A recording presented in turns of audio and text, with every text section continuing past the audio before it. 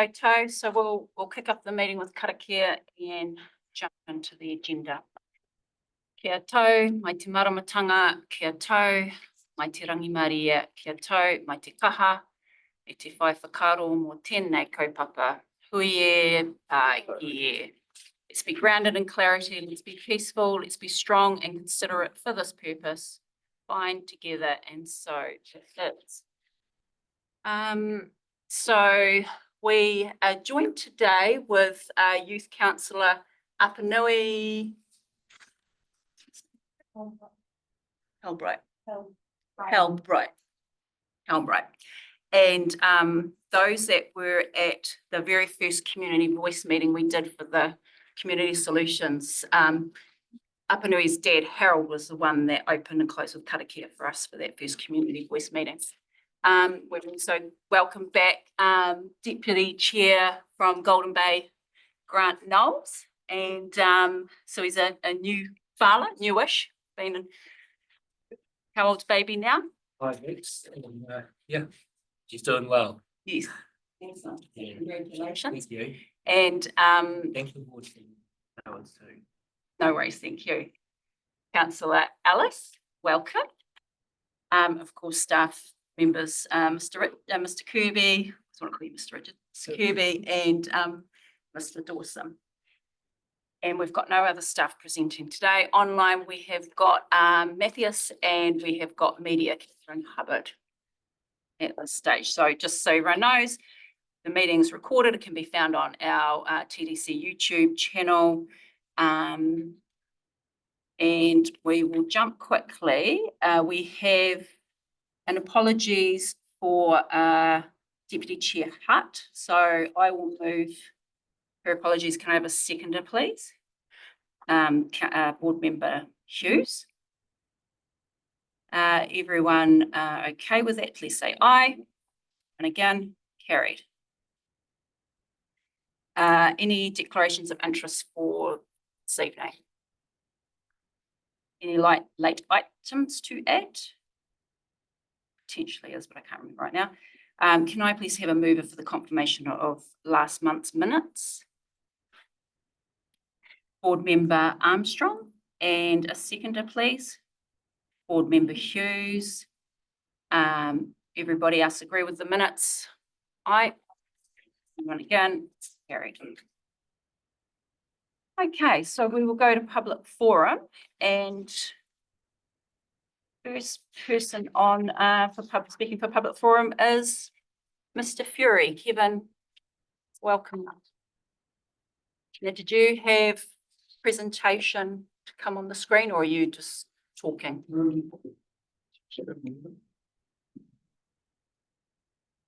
I did submit via the due process, and that hasn't quite occurred. Right. Then I asked for a copy of what should be in the header document, which hasn't arrived. So I am sort of flying blind, which is not really where I want to be at. The bus ones, we got them. Yeah, it's just The pictures. The pictures. Is that what you? yeah, we'll get pictures if you want. Just that, in the actual header of the document, message put in. That's what I'm talking. I never got that back, and I never took a screenshot. If I took screenshots of everything, my screen would be full of holes. Right. Does anybody, do you have a hard copy of that to me? The only thing I have is this, Okay. which everyone will have on there, but there were other stuff sent. Yeah, in the header document, when you apply on the line, it says your name, your telephone number and all that, and then what do you want to talk about? So that's the part that. So quickly here, I have you listed as speaking about mowing of berms on the corner of Thomason and Richardson. Yeah, I understand that, but there's. Queen Victoria, sorry. So question, can I ask, have the councillors and the board members got the narrative I put in the meeting in the document? I haven't. You do that? It's what you're talking about, isn't it? Yeah. Thanks, Rick. Thank you.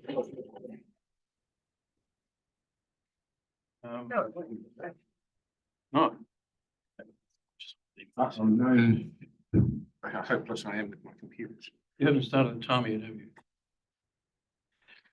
Chair? Sorry? You haven't started. Yeah, you can go for it when you're ready.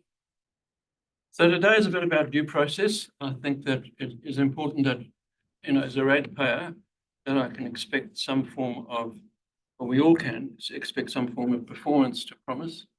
We have a contract to pay rates to the council. And in doing so, we get services back from the council. It's a two-way street.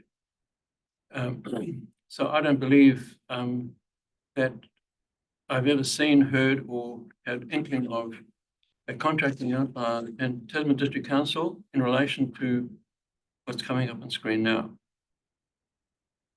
So that's a picture of halfway up Thomason Avenue. The left-hand side is the mode section, which is ratepayer funded by myself and Chris. And further down the back there is the part, there we go. That is we might call it a berm for want of another word. But in all the time we've been there, that little berm, which is a nice little bit of property, has been mowed and looked after. And I park up just at the end there, and it's right next to me. So I looked and I thought, oh, it hasn't been done for a while. So I picked up the phone and got a service request to council, and they said they do have a look at it. About an hour later, I got a call back and said, in respect of your service request, unfortunately, it won't be happening anymore. Where's that effect? Oh, why is that? Oh, because Nelmac used to do that as a freebie. And I'm thinking, excuse me, Nelmac doesn't do freebies. That's not what business is about. And some allocation had been made and they did it, but now they're not going to do it anymore. So as a ratepayer and the ratepayers in the street, we have no inkling or otherwise that that's going to be the case. The lady on the phone said, no, I didn't take her name, but I can always find it out. As and when it becomes a fire risk, that's when the council will act. Now, Chris across the road from us has seen the kids one day played around with that fence. Part of that fence went up and that hedge, that's quite a big cool one, got burnt a little bit and he caught them starting it up. So that aside, it is incumbent upon council, as far as I'm concerned, to, if they can contract out of provision of services, we need to be told about it. And notwithstanding the fact that council's rates have gone up by between 7 and 9% in the first tranche, and then it's going to go down a little bit later. The money's there. I've paid my rates. There's my rates. I paid $726 weeded on the 20th of May. My rates have been paid. I expect the service. So a question to the councillors by the community board is, what is the state of play on berms? And that's council land, by the way, not berm per se. And we do have other people who are concerned about this. One of our riding groups has got the same problem. All these over, it's not done. The question is, why isn't it being done? Can the council provide me with an opt-out clause that the council has enacted? And can we have an opt-out clause not to pay rates in relation to that, which will cost about $250 a quarter? It's a contract of service. Am I not aware of anything in the infrastructure account that says TDC is stopping mowing of council-owned property? It's on their title. So it's not on their title. Can anybody answer that question? Roger Kirby. What was the address? Sorry, again. I missed, Oh, sorry, through the chair. I missed the street name. Oh, that's Thomason Avenue. Thomason Avenue. It'll be it's in my loan document here. It's on the corner of Thomason Avenue and Queen Vic. Yeah.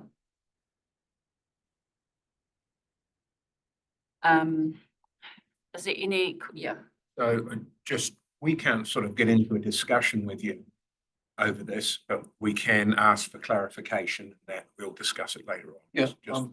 Yeah. So this here, on the other side of those trees is a house, and that has a driveway from Queen Victoria Street, isn't it? That's, Yeah, well, Yeah. where that little white car is, that's my car up there. yeah, but up here you're Yeah. standing basically behind you is I'm almost, Queen Victoria Street. I'm almost been run over there. Yeah, Yeah. okay, I'm with you, I'm with you. Yeah. So if this is a berm, it would be a berm to the house on Queen Victoria Street. Like you've got, there's this one here, there'll be properties in front of there, and so normally people with a berm in front of their property, they mow that little piece and then the neighbour mows that little piece there. This is how I understand it.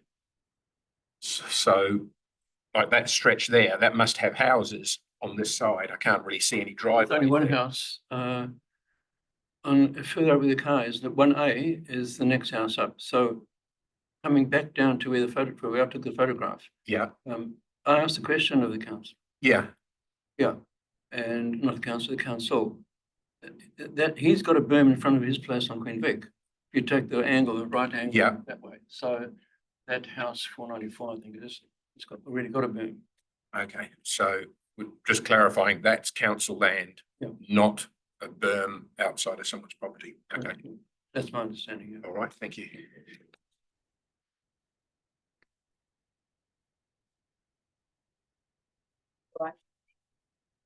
Sorry, councillor Dallin. From memory, we did quite a bit of work in that area, and I think that is with that grading there through that's actually to capture the flooding in that area. Correct. So that is basically a stormwater. Yeah, David catchment. Armstrong got that through, or I applied that. There's 2 big sumps put in there. That's Yeah. really worked well. So Yeah. that infrastructure is working well. But so it's not a berm per se. I would think it's actual council property, and it's now carrying, it's carrying infrastructure that has to work, but it's left unmowed and uncleared. Well, everything outside of the person's fence to the road is a berm. It belongs to council, but that's not where the path goes. We mow, well, if you want to comment anyway, we mow the whole town, your rates would be about another 10% more just to do Motueka. It just, I know, I'm not arguing with you, I know where your concern's coming from. But yeah, just I'll have a discussion with you offline, if that's okay. Question is about contracting out. I mean, it's quite a big thing, and I can pass that down. It's the live-in residents are one of those towns, but also up in arms about it. And if it had been in the annual plan, then we could either vote for it or against it. I don't believe it ever was in it. So I'd like to put that on the table and have a discussion with Barry, Councillor Katara, and reply back. Awesome. Okay, thank you. And we'll talk about this later in the. Thank you. Get back to you, Better Richard. return property to City Council. Thank you. Okay. Thanks. Okay, so our next public speaker is Rick Benjamin. And you can get the handouts from Rick in front of you.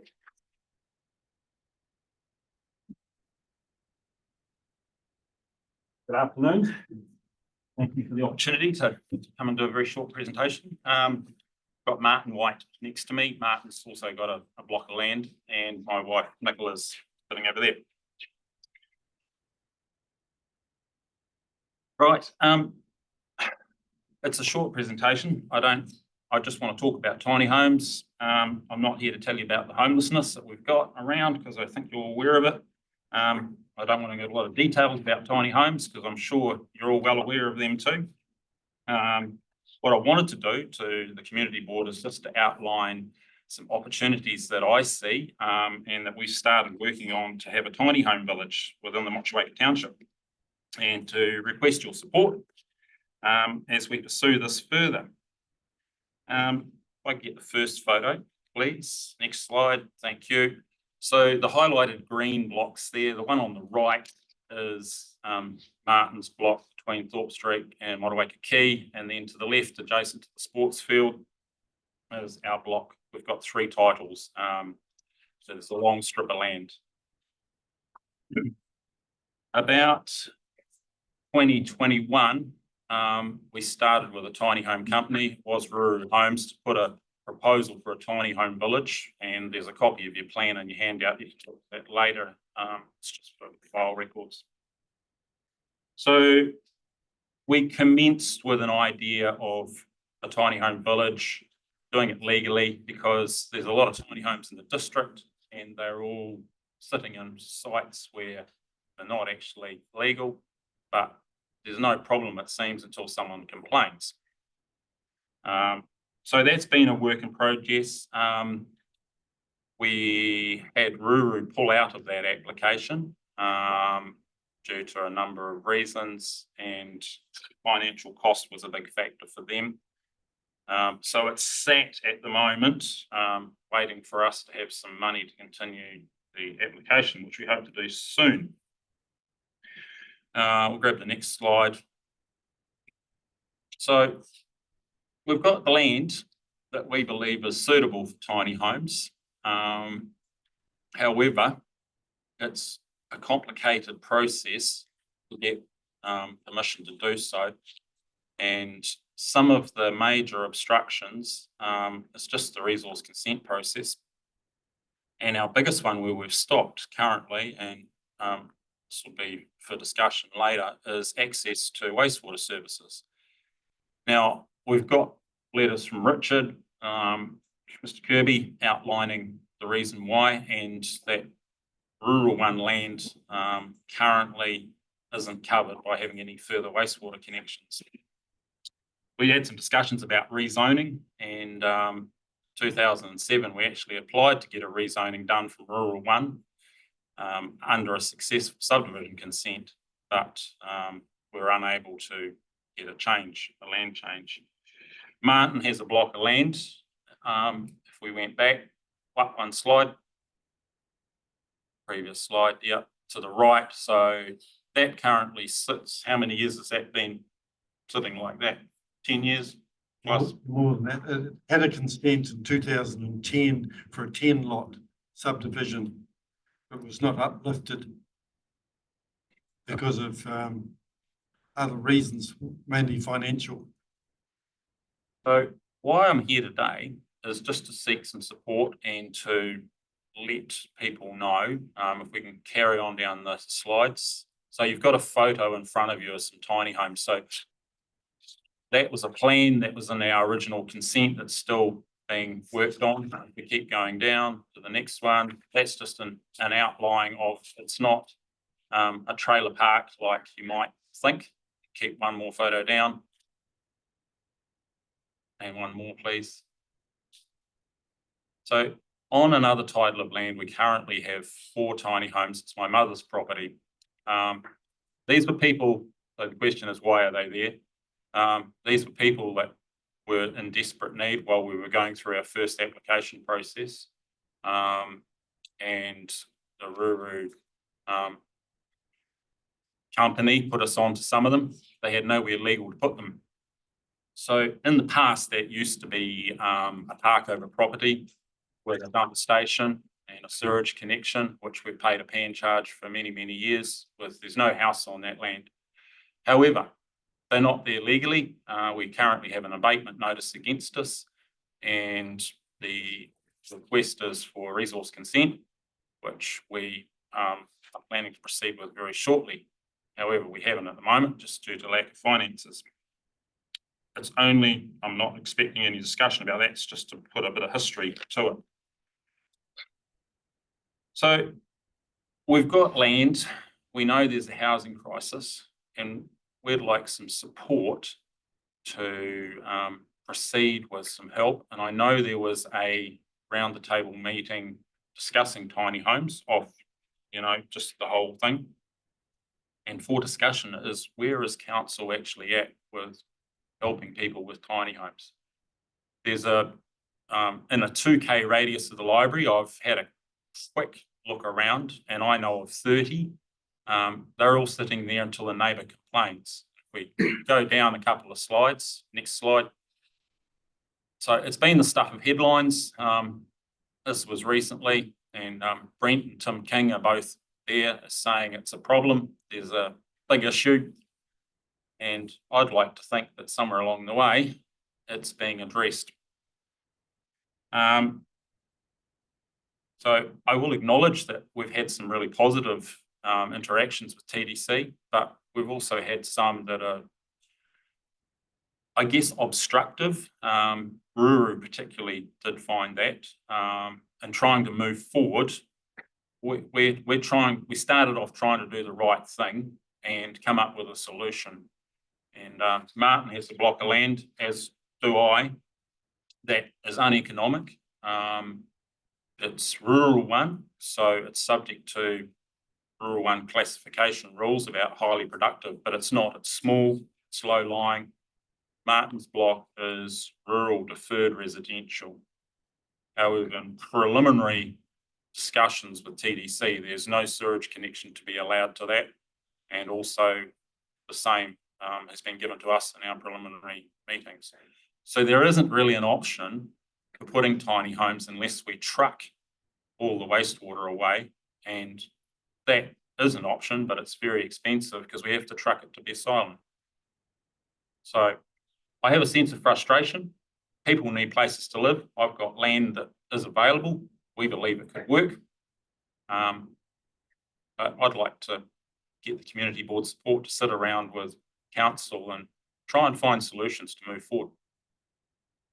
Thank you. That's me. Thank you. Board Member Hughes. You say you've received an abatement notice. How long ago, and what was the abatement notice in respect of? It's in respect for the tiny homes being there without resource consent. So an abatement notice, I would suggest then, is to cease all. Correct. Okay. And To remove. have you removed the buildings yet? No. Because they'll call it a building, won't they? They have. I have a mixed message from TDC. I have one email saying that they've been inspected by the building compliance officer and their vehicles. But then because they've been inhabited longer than 2 months, they've been deemed to be buildings. So what's the date that they have to be removed? The abatement notice has an extension to the 18th of October. So how many people are involved when Uh, these are removed in in the- 3 days' time? In the 4 tiny homes, one has a mother and daughter, the other 3 are single individuals living there. So there's 5 people in total. 3 days' time, they will be living illegally. And But they're already living illegally. yeah, okay, all right. Okay, thank you. Thank you, through you, Chair. You may or may not be able to answer this, but I guess I just want to know, through a point of clarification, are they creating an environment risk being parked there? I don't believe so. Thank you. I welcome anyone that wants to visit, have a look.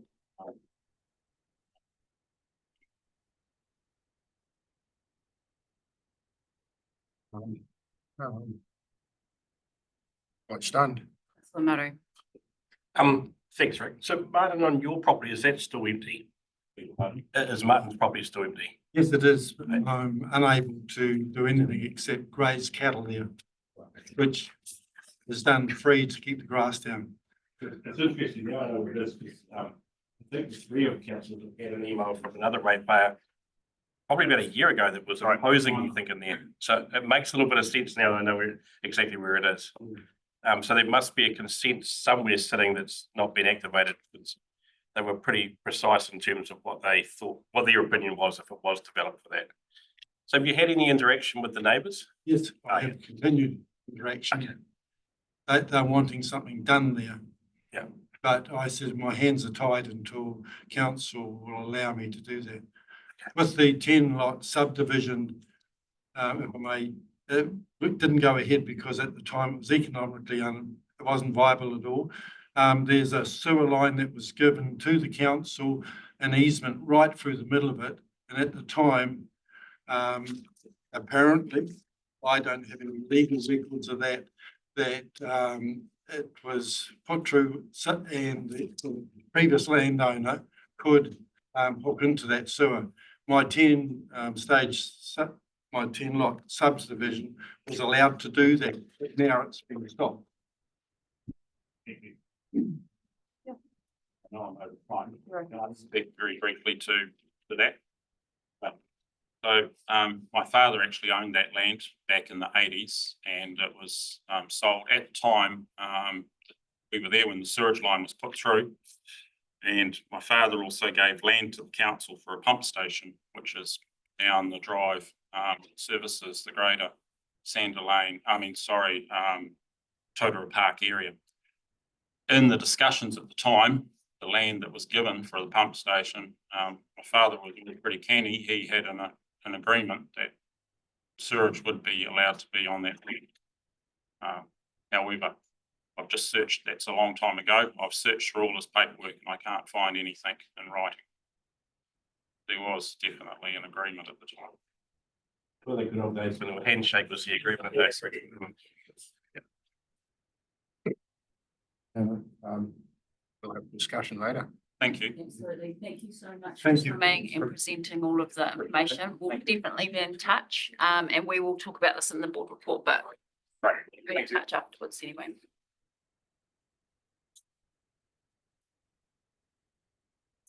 Okay, so that is our public forum. We will do our discretionary fund application.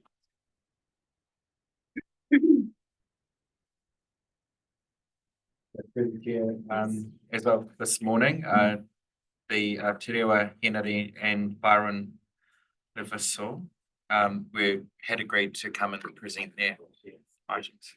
Oh, good. And this is for, So Byron will present for the Motueka Community Patrol.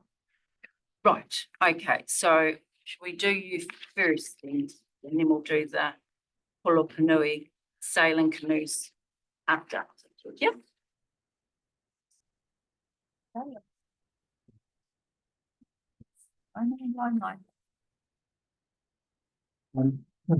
Some people know who I am. I'm patrol leader of the community patrol here in Motueka.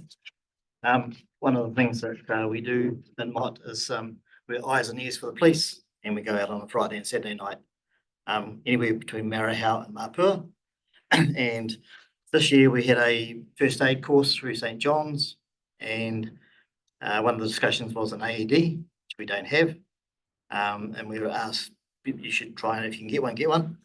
So I have we have a laminated sheet here with the number of places around Motueka with AEDs on them. Unfortunately, at 5 o'clock or whenever they close, 50% of them are gone. They're locked behind closed doors. So this we carry in our car to say with code numbers and stuff like that to open AEDs up, and they're all over the place, like out Kaiteri, Bethany Park. Yeah, there's quite a few of them around, but if we're not in that area and we need an AED, we don't have one. And to try and find one is it was wasted time. So through the Tasman District Council grants, community grants thing, we put an application in for some money, and we got some money, but we didn't quite get enough to buy an AED. So hence I've put an application in through Claire. Hut told me to put an application in, and she said go for it, and see how we go. So hence, is this Gavin down here at the corner? Yep. Yeah, Gavin, I wouldn't know you, but this is a gentleman that emailed me and asked me if I could come. It'd be actually better for me to come and do the meeting. So here I am. Thank So so that's basically what we're basically doing, is basically having an AED basically in our car. So it benefits the whole of the Tasman District community. And as I said, we can be anywhere from Mapua to Marahau is our area. Yeah, so this is why thought we'll just give it a go and see how we go. I appreciate that you came along, and I've just had a quick look online on the cost of defibs, portable ones. So are you looking at like between 2,700 and 3,300? I believe we can get a bit cheaper than that. Oh, yeah. Yeah, because the Nelson patrols have them, and they're talking like the 2.2. Oh, that's Yeah, good. 2.2, 2.3. Yep. So yeah. So we were hoping to put in a claim just to make the difference up between the 1,500 we've got, or been allocated, haven't got it yet, but, to make up that balance. Fantastic. I don't know if any board's got any questions, but I'm happy to move. Yeah. Absolutely, and essential. With my heart condition, I don't think I can, if I vote for it, there might be a conflict of interest. No, look, this is clearly something which benefits the whole community, done by volunteer work. Got my vote. So it's moved by the chair, seconded by councillor Walker, strongly supported by board member Armstrong, and I'm assuming everyone else is all in agreement, so carried.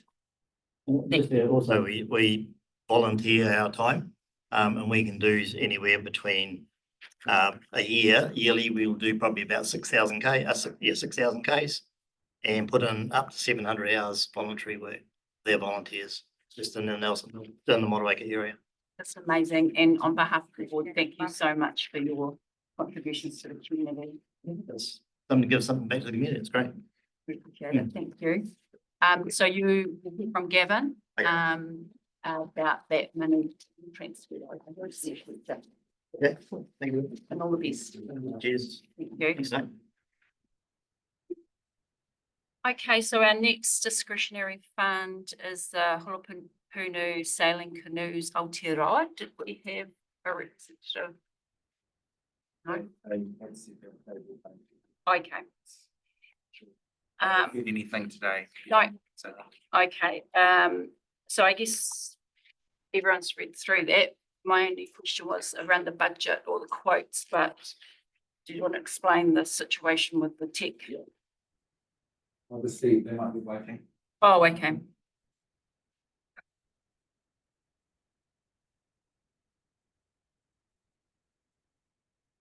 But we. So, through the chair, the website has had a big overhaul and there have been some departments where links aren't working with files. So when applicants load their applications, they attach all their files and then I click into that. So they are in the background. We're trying to get them out, but IT and comms are working on that for me. I had contacted the applicant to see if they could email through just a quick rundown of where they were wanting to spend that money for clarity for the board. I haven't heard anything back to date. They had also committed to showing up to present as well, so. I'm just going to put it out, Jess. There's no show, no go. Table it for another meeting. Yeah, I had quite a few questions about it because I just don't know whether it's a local group or whether it's a national group that's trying to use some money here to do a local promotion just for that, and then they'll move off. And doesn't say when the day would be, whether they need the money now or later. Banquet days on the night. Oh, it's on there. Oh, sorry. And it looks like just by looking at the bottom of the I see, yes. Motueka Yacht and Cruising Club. First, I've got that in your wrong. Okay, I'll take that question back. There's the answer there. I agree with Gus Dowler. It's if they're not here and they can't explain those things, so I've got to stick with that rule. Yes, I mean, like we've had in previous meetings for applications that we're not aware of, like new ones, it is very challenging. Just to put in perspective, we've had Community House No Show, but we know that's an annual event and it's something that services our community. So those ones quite different to ones that we're not aware of. And I agree, I had a few questions myself. So So that's sorry, I'm going to say the cynical me says, well, it's like they want some help with advertising for something they're either selling or they're promoting. That's not necessarily for a community benefit. That's yeah, I just needed more detail on what the money was going towards. Like you say, they've got promotion and educate, but not not very clear. Councillor, Alderman Hughes. The easiest way is to agree with Barry, but I would have to say it'd be a no for me. It doesn't look like it's a community-based operation. I mean, the Motueka Yacht Club offer sailing classes, and it's all done by volunteers. They haven't popped down to ask for some money. So, yeah, I'd just have to agree with Barry. We need some more detail before we make a decision. Councillors.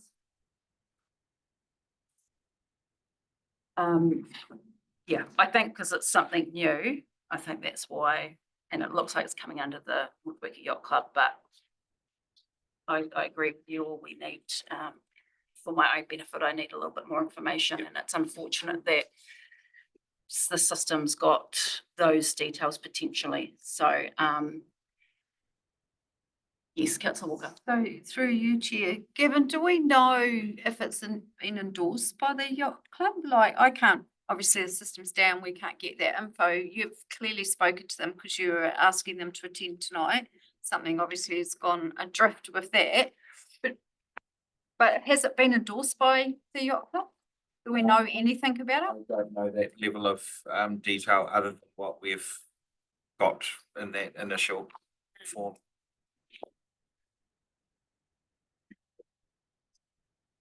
I think we need to own that our system's not working. So our options are that it's not moved, or you were saying. Yes, so if there's general agreement of the board, we can defer it to the next meeting, and it's 9th. Too late. That's the 9th, so it'll be too Yeah. late. But definitely won't. Or understanding what is you could agree in principle pending a review, and then we can circulate items outside that meeting online. Councillor Jella. I was just going to ask, I don't think can be done retrospectively after the event. No. No. And I'm sorry, but all the years I've sat at this table, the people who come in who want money always appear to arrive and like Byron and that, explain the situation, answer questions that are asked. And then we determine whether we vote yes or no. So And through the chair, he's confirmed twice to speak. Oh, okay. So I think as far as staff are concerned, and we've made the best effort we can without banging on its front door to say, come down.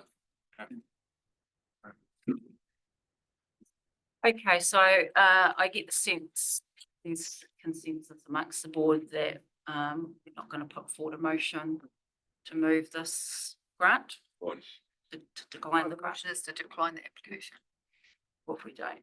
So through the chair, so a motion could be that the board decline the application, and then that way it's on record that it's been. I'm just thinking with the last one we did. Yeah, so there was, so through the chair, so that was deferred, but from a record keeping perspective, it's just a little, it's messy. So it's clearer if the board make that decision and on record, it's no questions asked, it's nice and plain. I'm against. And Okay, so All the motions that we decline it. So- Rather than to go against it. the motion is to decline the grant, which is moved by Board Member Hughes. Seconded by Board Member Armstrong. All in agreement, say aye. Aye. Aye. Anyone again? That's carried. Unfortunate, but yeah. Okay. Right, no presentations. Sorry, through the chair, we still have the application from. Oh, staff. sorry, yes, we do. I haven't got it printed out yet. So the Santa Parade, now Claire has put in her apologies. She was going to wear the Love Motueka hat and speak to it. But like with those other annual events, we're all quite aware of it. She is happy if you don't want to move it, that you can defer it. But I said I'd just put it out to the board and you make the decision. Moved by councillor Maru. Got a seconder? Board member Armstrong. Everyone in agreement? Say aye. Anyone against? Okay, so that one's carried too. Thank you. Yeah.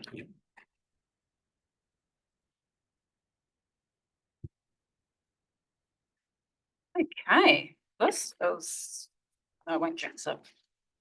All right, board report. Okay, so shall we just talk about the recommendation first? Now this is in here, approves allocation of such and such amount, which we can discuss, from existing general board expenses for the meeting related expenses. So this is to do with the nibbles and stuff, especially when our board meetings are going quite long, like today's good, but generally we are 3.5 hours into board meetings. So it's just making it clear that we can access our board expenses and put an amount to it, that we can get food from New World or wherever to supplement for refreshments for the board. So first I will move that we accept the board report. And shall I do that? Shall I do this motion at the same time or separate it? Can do them. Your choice. Yeah, and then we can discuss. Do them separately. Okay. So I'll move the report first. And with the provision of the allocation of, should we say, $1,000 a year out of the 9,000, which is going to be more than enough, and it doesn't mean you need to use it. It's just there. Does that make sense? Yeah. Okay, so we're doing two motions, the report and the allocation from existing general board expenses of $1,000 per annum. Okay.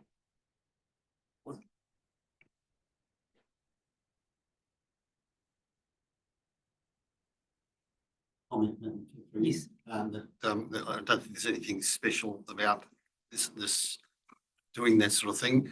You go to council meeting Thursday, there's a break halfway through and you get biscuits and coffee and everything.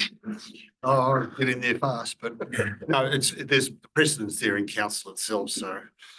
Yes. I guess the reason for us putting it in formally is because myself and Claire had been buying it, and then it's really important that under the, but also under the Act.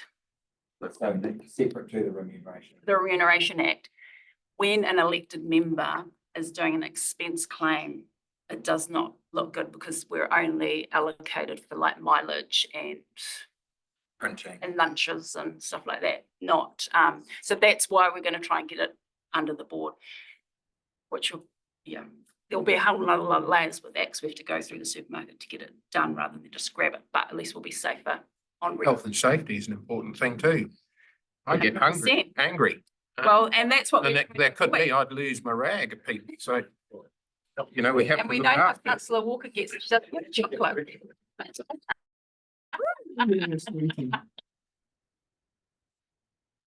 Yeah. No, look, 3.5, nearly 4 hours, our other meeting.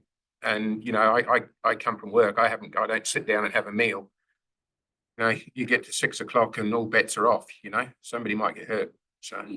Yes, there has been lollies thrown around. I'll just comment briefly. Standing orders, I a long believe, road, I haven't checked through the standing orders to say that we should have a break at a certain period of time. Absolutely, So at least, yeah, that's there. yes, I prefer plain salt on my chips. okay, noted. Noted, I thought I'd get that in there first. Councillor Maru. I'm just going to question the amount.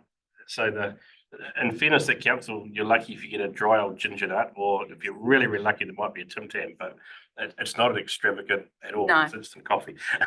I think that's what And most that's- of the councils go and buy their own coffee. It's literally in the policy So my too. question is just around whether it's 10 meetings a year, is it a $500 amount rather than $1,000? I'm just, I think it's not just for this, it's like our workshops and, so we had our, what's the one we did, our communication course. So, yeah. So all of those things, if it's not done through a stated purchase order and it's just a supermarket shop, then at least it's covered. I doubt we would ever, because I basically spent like $35 for a meeting. I'm guessing that probably be on the par with councils. Because in all honesty, there's nothing in the lounge. No, So, yeah, maybe because David's eating all the biscuits, sure. so do you want to amend? No, that's for Through the chair, when was the last time councillor Maru ate? Actually, I did have someone on the way back from Richmond. Okay, so, good, we've got it moved by board member Hughes in the end, and we've got a seconder. But you moved it. Well, I did, but then he moved it over top of me, so I'm gonna put it down as board member Hughes. I'll take the rap. Catherine Hebbert, she'll be done now. So I'll take the chair. Seconded by, board member Armstrong, Well, it's 1,000. 1,000, yeah. All in favour, please say aye. Anyone again? Carried. Okay, so we'll open up for discussion. Yeah, it's up to. Yeah, because. You can put it in the read. Yeah. Yeah, up to. We'll just change of to up to. Okay? Are you happy with that, gentlemen? The mover and the seconder, are you happy if we just change from of to up to? Yep.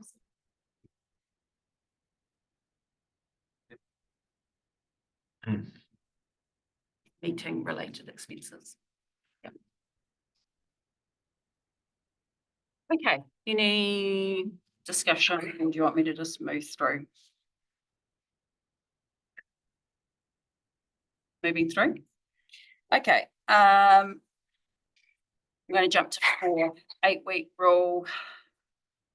So there is a council workshop in December.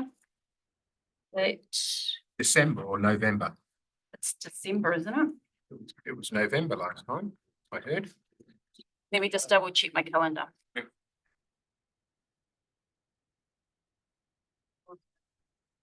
Yeah, I think the original date was November. The last meeting, we were November. Thank you. But I'm pretty sure I had it invited. Did it change? It is the 12th of December. Have you found it? Yeah, So it's been moved from November. Yeah. To December. Yeah. When did we put in the application for the 8-week rule? It was April, wasn't it? it was. Yeah, it was. I believe it was April. And this will be the 4th workshop. Because of this granny flat policy revision from national, which is why they're trying to sort of fold it in there, see if that the outcomes from that. Which I struggle through the chair. I struggle to find big connection between the two because the granny flat is permanent. Yeah. The tiny home issue isn't. Yeah, I don't 100%. know how. No one's explained that yet. Yeah. Okay. I agree with you, board member Hughes, and I believe from our last, or the second workshop, that council have put through questions and a submission back to see if that will broaden. Okay, excellent. Through the chair, at the last workshop, some questions were asked from the chair. They had 2 weeks to answer. I haven't got a copy of those answers. Does any of the board members have got Do you those. remember what they were? Oh, crikey, off the top of my head, it was, I think numbers, statistics. How big is the problem? Yeah, how big is the problem, that sort of thing. Just some general stuff. How many were going to court, how many resolved, just a few general statistics, I think, from memory. I've got it written down at home, but Should we get an action on that? Because well, no, they already would have been done. Well, It's it's just, not- I'm saying I just haven't got I might not have got a reply, or it might not have been included. right, let's get an action. Okay. So what do we need to know? So we want to know, The questions asked of but let's council. let's put those questions down because I can't remember. Well, I can't remember all of them. I'm just going off the top of my head, so that they were already documented. This was part of our workshop, wasn't it? Yeah, the last workship it was. So let's put it in the board, so it goes back to council, so it's a formal back to the board. But was it around the number of I don't want to say abatement notices, but was it around the number of? Look, I've got it written down at home, but I think it was, is there a problem? Like, how many cases are before the council for dealing with? How many are going to court? How many abatement notices? That sort of thing. I think it was a general statistics. And I think the costs as well. I think it was, in the end, what are the actual costs? There is some documentation on the costs, which actually look really good. I mean, $1,300 was mentioned. And I thought that's very positive. Get a resource contingency. Yeah, that was a bit of good news, which that was from somebody on the screen there, and so that could be very helpful. It's a bit of positive news there if we can get clarification of that. So say that last bit again. Clarification of. The actual cost of consent. Okay, so I've got three things. One is the number of cases TDC are taking against community members in Motueka or the Tasman district. Well, it wouldn't be taking. I mean, they've been presented with a problem which they have to deal with. It's not TDC, number of cases TDC. Okay, so number of cases that are coming into TDC or complaints. Yeah. The complaints or cases. well, cases presented. Does that make sense? Does that sound right? I don't know. I'm So that's. as I'm talking, I'm thinking, well, hang on a minute, somebody else has asked these questions. I do. I'm recall, trying but not in this to format. second Yeah. guess what they were. Yeah, thank you. Okay.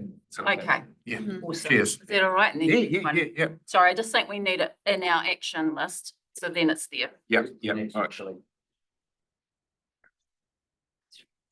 Yes, Because councillor. it would be very good for us to understand, so we get that we've had the couple of workshops and we get that the date's been pushed out, whether we agree as a board or not, that it should be relevant with what the coalition government's doing around the granite flats.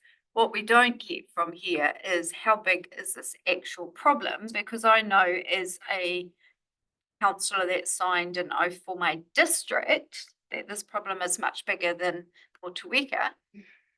I'm also mindful that this board is an advocate role, has an advocacy role for the Motueka ward. So I guess we need to clarify how much information do we want, and if the problem is as big as what is perceived in some sectors of community, how do we ask to have that workshop brought forward? Because it is very frustrating that we started this journey for some of us back in 2019, and we are still sitting here with getting pushback on dates. And I get that our staff are there's lots going on, but it is somewhat frustrating when I continue to get approached by members of my community. We've had an example today. There are 5 more people that as of the 18th have an abatement notice to be gone. Gone where? How? So I get that there is, for me, some urgency about not just pushing it back, saying, oh, look, we've got another date and it's further down the track. Because how does that help Mr. Bensman, who came today to represent that vulnerable group of people in our community?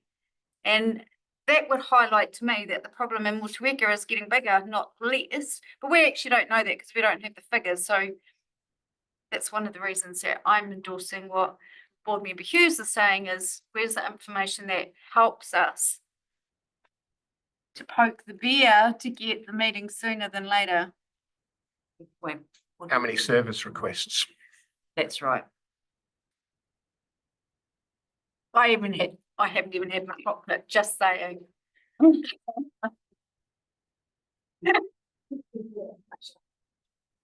of the side discussions we're having is be careful for how much stats you may wish for, because how do we get on that? Well, they're already been exposed So to they them. are, but if we want to know the complete picture, do we ask Mr. Bensman for the other 33 sites that he got? Because that's the real stat level.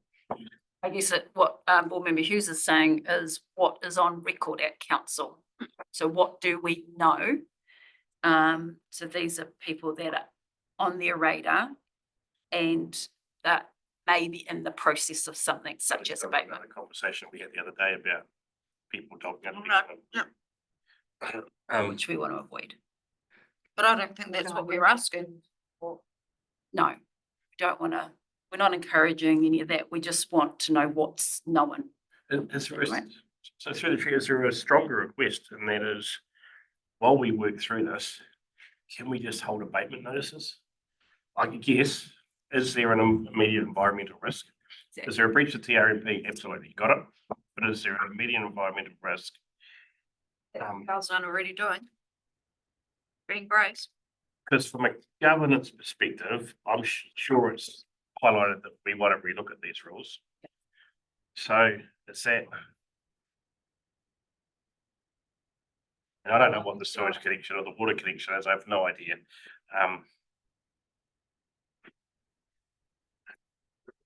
Well, yeah, and But it looks tidy. It's no different to Lower Queen Street to me. And that's never going to be residential land. Know what the maps say. So portable housing is a perfect use of Yeah. that land. If it's not productive, never going to be residential. Yeah. Maybe we need new zoning that says yeah, low lying, 1 in 100-year flood, never going to be able to build houses there. It's great for tiny homes or homes that can be easily moved at a trigger point. yeah, which is what everyone's been asking. Board Member Hughes. That's interesting. The Lower Queen Street Holiday Park, they selling houses, they're selling it as real estate. We should be able to get some costings from them for the, like each of those would have had to have resource consent for connecting to sewage and that sort of thing. So we should find out what the Lower Queen Street Holiday Park's model is, because that could help. I mean, if they're doing it in Lower Queen Street, it couldn't have been a big problem, because all of a sudden, I mean, that was a holiday park. It's still a holiday park, but now they're selling houses. So, Madam Chair, I suspect that the Lower Queen Street Holiday Park was built before resource consents were required.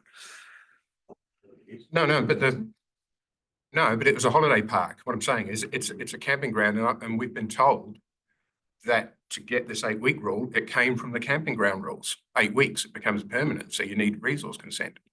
So these houses weren't there before the resource consent come in. They've come in over the last couple of years. They're all coming from China. And I do know huge problems with those, with the leaks. They no doubt updated it, but there were a lot of people complaining about the quality, not at Queen Street Holiday Park, but just in general. Those Chinese ones were causing a bit of problem. No doubt they've fixed it all, but yeah, so that would be interesting, because for the help the likes of them, if it's, well, whatever the process was for getting those proper buildings, not tiny homes, these are permanent.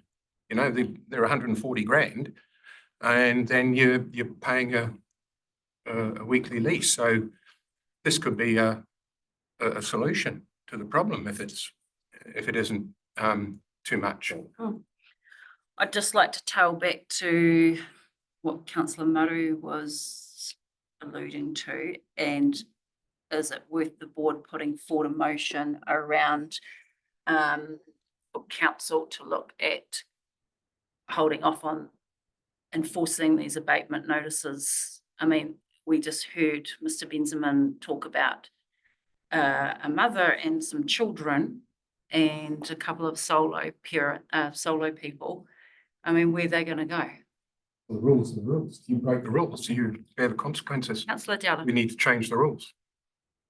Well, in my world, of being around here for, sitting there, 24 years, the paper notice is a legal document, and elected members are not supposed to try and interfere with the legal process. That's how I understand it. I don't know whether Mr. Kirby can. So Pretty sure it's, there's standing orders that we're not supposed to. so it's almost like That's it, it's serious a stuff. step beforehand. But can I make a comment like probably way back when the tiny homes were first mooted on the Benjamin property, I remember council staff going out and having a look and doing a very in-depth study. I found that the wastewater system down Thorpe Street is basically at peak, with the number of tiny homes that were promoted in that document there. They weren't going to fit, and yeah, that the height that the abolition blocks were going to have, if they weren't inside the tiny home, going to have to be way up in the air to get the gravity down to the pump station. It was going to have a whole heap of pimples on a pump. That's what it would look like when I saw the initial design. There. Just recently, I was on a river visit. We did a 4-hour river visit.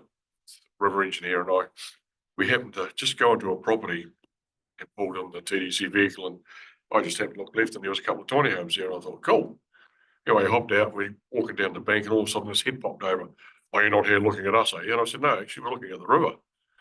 I said, "We're looking at shingle extraction to make it safer for you guys." And I turned around and I said, "Oh, flash homes, yeah, no. But they weren't a bit flash, and we're having a bit of trouble getting consent for them because they were sold to them that they didn't require building consent." So they were between the rock and a hard place. They were trying to legitimise them being on the property, etc., etc. And they were 3/4 way through the process, but it wasn't as easy as they thought it was going to be. I'm linking on you further on the comment there. So my understanding in the background of why it's December is that the government's going through a change on the Building Act, which may help legitimise some of these tiny homes that aren't properly up to spec at the moment. It may help them out because they supposedly, my boy's a builder and he's waiting in earnest to have a look. He's got a tiny home to build for people actually. They've come and asked him to request it, and he said, "We'll just hold fire because the rules may be relaxed a little bit for this particular scenario." He doesn't know, but obviously the word's going through the building grapevine that it may help them.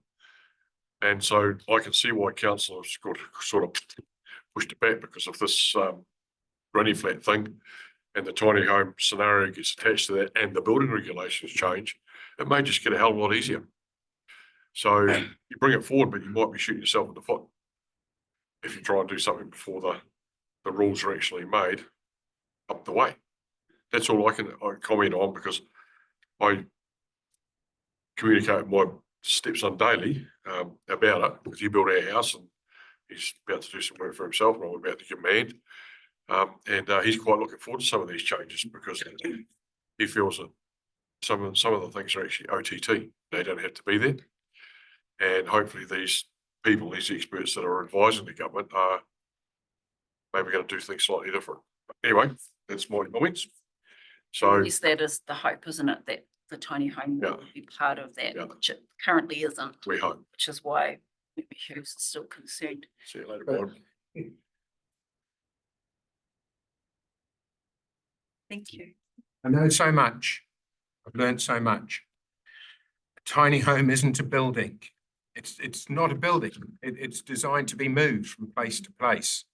It's not, that's where the granny flat thing comes in. It's great. It's great. So the need for a tiny home, it's temporary. And why have it so you can move it a bit? It's just because, hey, I'm all right here for a while, but then I'm changing. I'm here at some friend's place for a couple of years, and then I'll move somewhere else. It's no different. It's no different than anything throughout our civilized history.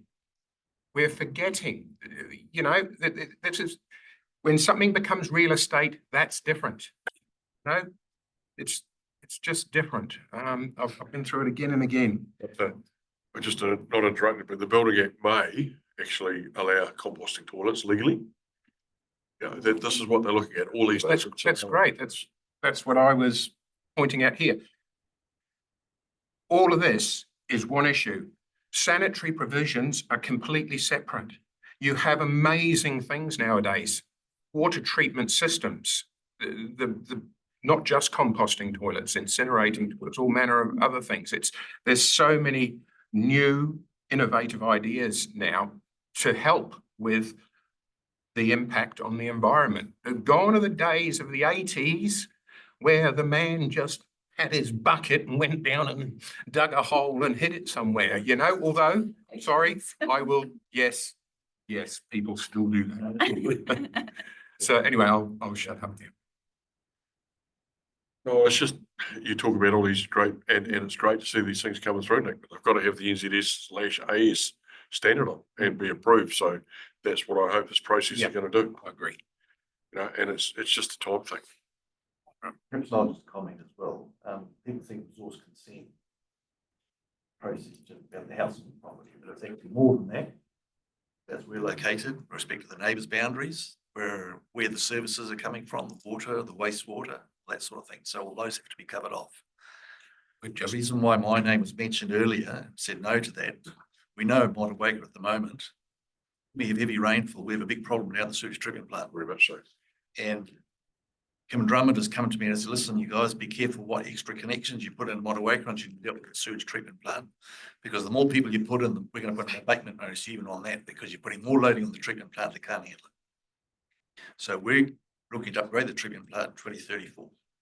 So we've got to hold, the only houses that can connect are houses that are rezoned residential and have been allowed for. Admittedly, there's a problem we have because they're still putting demand on it. But if it's not zoned, like rural one land, at this point in time, it's no, because we have to put some control on the wastewater discharge at this point in time. We're even looking at allowing pressure sewer systems in place so we can manage the demand when we can. But even in those situations, it still eventually gets down at the plant. And if we have a problem down there, bigger problem. And our regulatory side will say, well, listen, you're getting more and more overflows, and yet you're getting more and more people connected. You can't carry on like that. You've got to do something about it. It's a bigger issue. So people, when we talk about resource consent, it's not entirely about the building and a location. There's a whole lot of other. That's why I said there's always many sides to the story. I get that, Richard. We've had this conversation with that circles in terms of, in a house I can have 10 people, you can do absolutely nothing about that in the load compared to one person in a tiny home. So, and I get the rules, and I've just looked at the boundary, and probably, I'm not sure, but probably get an email from a neighbour saying, complain about that, I want them gone. But if you put a face to the people, I don't know, where do 5 people go on the 18th of October? If you look at our hazard maps, you can't go anywhere. So what's the solution? Just serve, off you go, we don't care. Well, I'm not saying you. Once they got the abatement notice on, I'll be interested to know where their sewage is.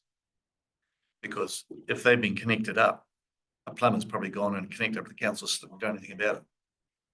Possibly. And It's not going to the river directly. We don't know where it goes. From the 80s. I am aware of a situation in Tasman right now where there's people are collecting in a bucket and going to a manhole and lifting the manhole and tipping it in each day. Yeah. Just researching that now. That's what we don't want.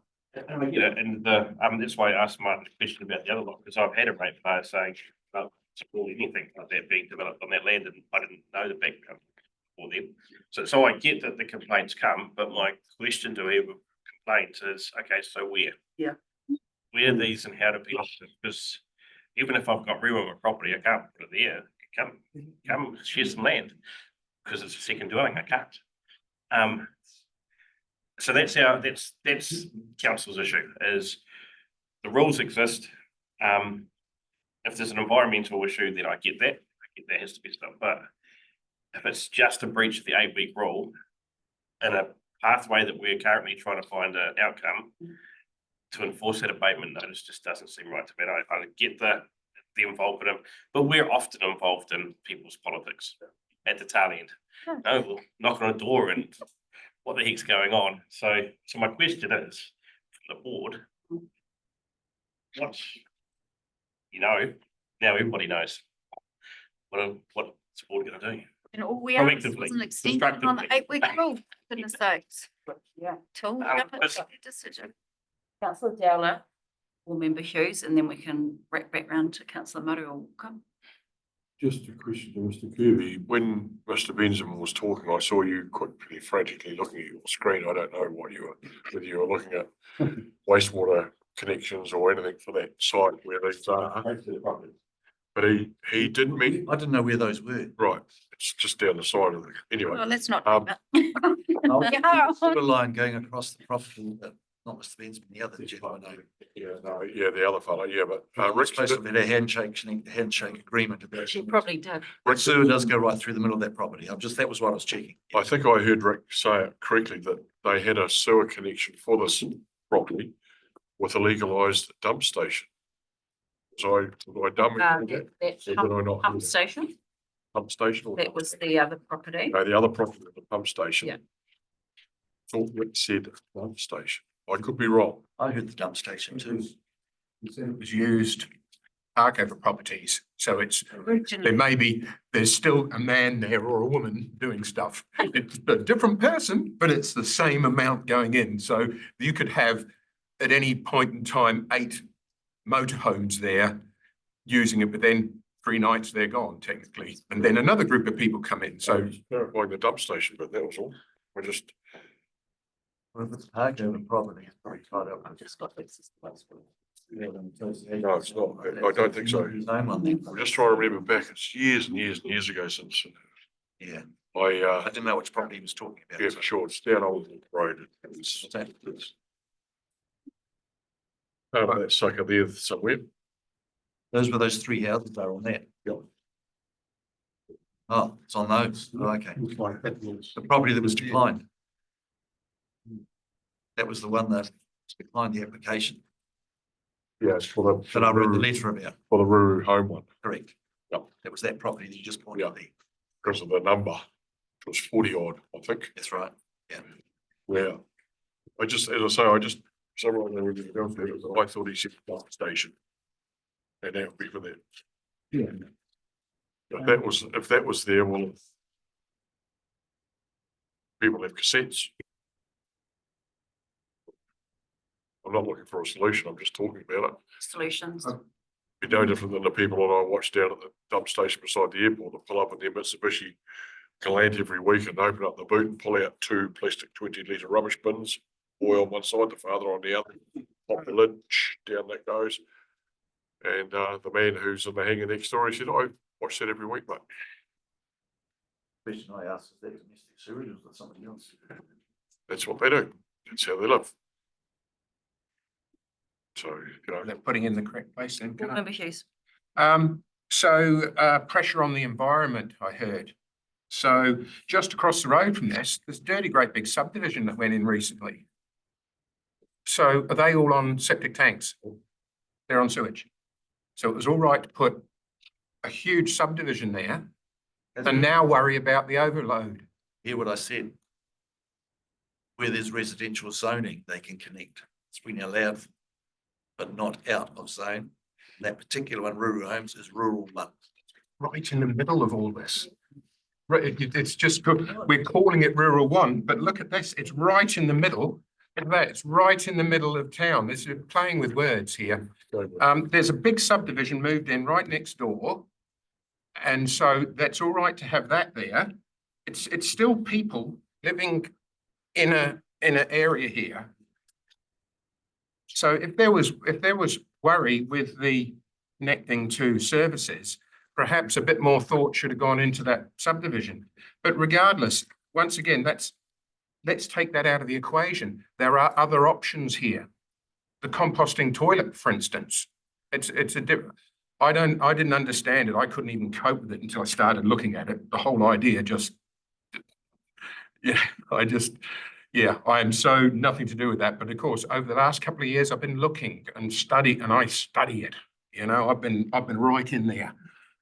And and looking at, it's just amazing that these things, they just are. So what I'm saying is, there's a problem, right? Let's look at the solutions to this, not just keep banging on about, oh, the sewage. We all know the sewage is a problem. We all know it's struggling. I mean, they've had to boil water up the road here for, I'm just saying, I believe we've got solutions here.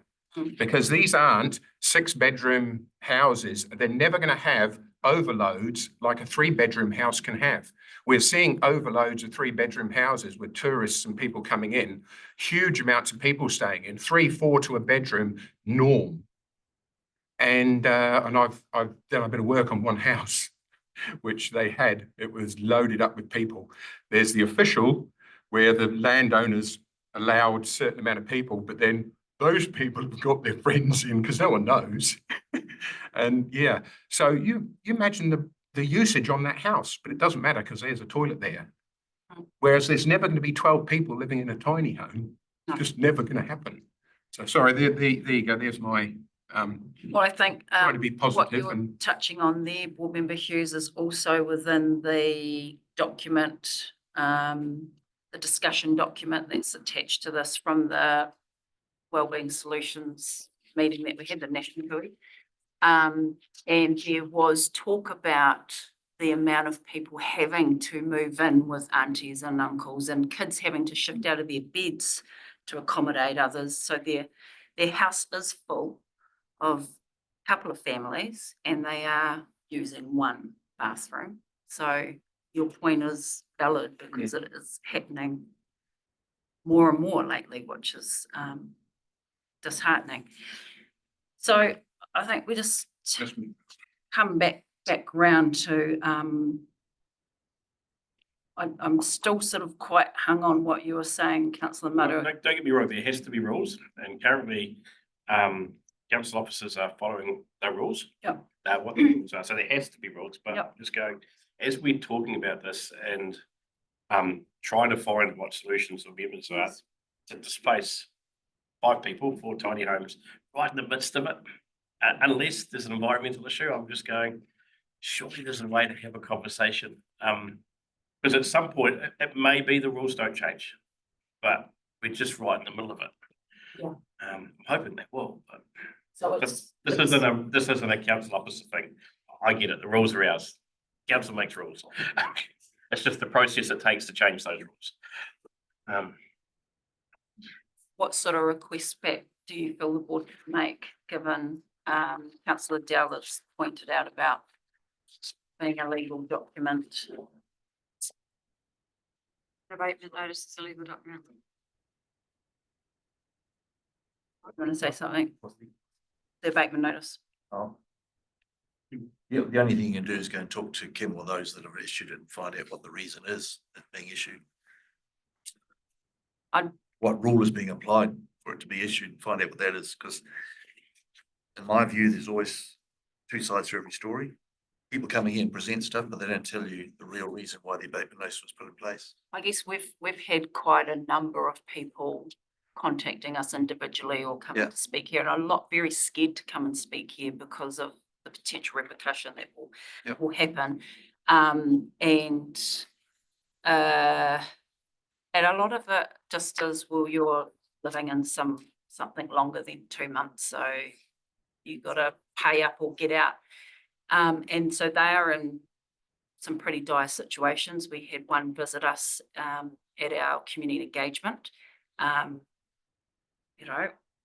don't want to give any details to give anything away, but very stressed situation because she's actually trying to help other people and herself, and a very good member of our community. So I'm still very like, how do we as a board, if the board is willing, get a message back to council around our feelings around this? I know we've got our solutions, community wellbeing solutions, but it feels like we've got more and more people under the pump with this specific issue lately. well, since the abatement notice issue has been brought up, we might as well get that out of the way instead of starting a new discussion afterwards. So for me, this is quite scary. Councillor Maru has mentioned, and quite validly so, if there's a breach, there's a breach, but what is the environmental effects? When we see in the Stuff News reports, people pouring paint down, you see all this pink and blues, and that could be anything, you know, it could be battery acid from the Starship Enterprise. Yeah, so, you know, I see the issues here, but if there isn't an environmental effect, there is, I've seen there is options available. I mean, there's discretion in everything. The council can choose not to take action, but we have seen very clear statements being made. The recent case at the moment, there is no environmental effect. There's none, but the police raided the property, or sorry, rephrase it, the police searched the property and the police are involved. For me, I'm really concerned here because in 3 days' time, we could have a big police force turn up to get rid of these people, because that's what the abatement notice, it won't, I'm sure it'll be to cease all activities. I don't know anything about this, but to my mind, if they've got an abatement notice, it's to stop living in if it's a tiny home, it'll be the 8-week rule. It's bound to be. It won't be to do with the sewage, because that's a separate issue. They would have taken care of it by bringing in portaloos and rent portaloos. You know, that's a separate issue. You know what I mean? It doesn't stop people sort of living there. But yeah, so this week, this is huge. I mean, the last people that were involved with police were very calm, lovely people. They don't seem to have any anger in them at all. But I've seen people push to the limit. And what's going to happen when people react? When these people have got nowhere to go, they've got nothing to lose, and they bite back. Who knows? We could have dogs diving on people. We could have people being arrested for assault. This week could blow up into a horrible tragedy if from what I've seen, continues. Because there is zero tolerance at the moment with the last court case. It was just a woman living in a caravan. One woman. That was it. And they hired not just the one of the top 10 lawyers in New Zealand. It's one of the top 10 law firms in the world from when I looked at Google. Make no mistake, this is serious stuff. So if what we've seen previous is a measure, what's going to happen this week? You know, I'm desperately, I was being all positive here, and then this is like a sledgehammer. Yeah. It's just five. I'm sorry, it's just 5 people, is it, this time? Yeah, that's super concerning hearing that as part of a public forum, coming up with a solution and then hearing that 5 people are going to get moved out in 3 days, potentially. Is there some way we Including can a child. find out what the specifics of the abatement notice are? Try and help. If it is to do with, I mean, if these people, heaven forbid, are pouring shit into the neighbours' properties, I can't imagine that. I just refuse to accept that people who are living in beautiful looking things like that are simply walking over and pouring it into the neighbour's property. So like Mr. Kirby said, one of the things we can do is ask Mr. Drummond for details around the abatement. But we've got 3 days. We've got 3 days. We've got this week. It's Friday, isn't it? Yeah.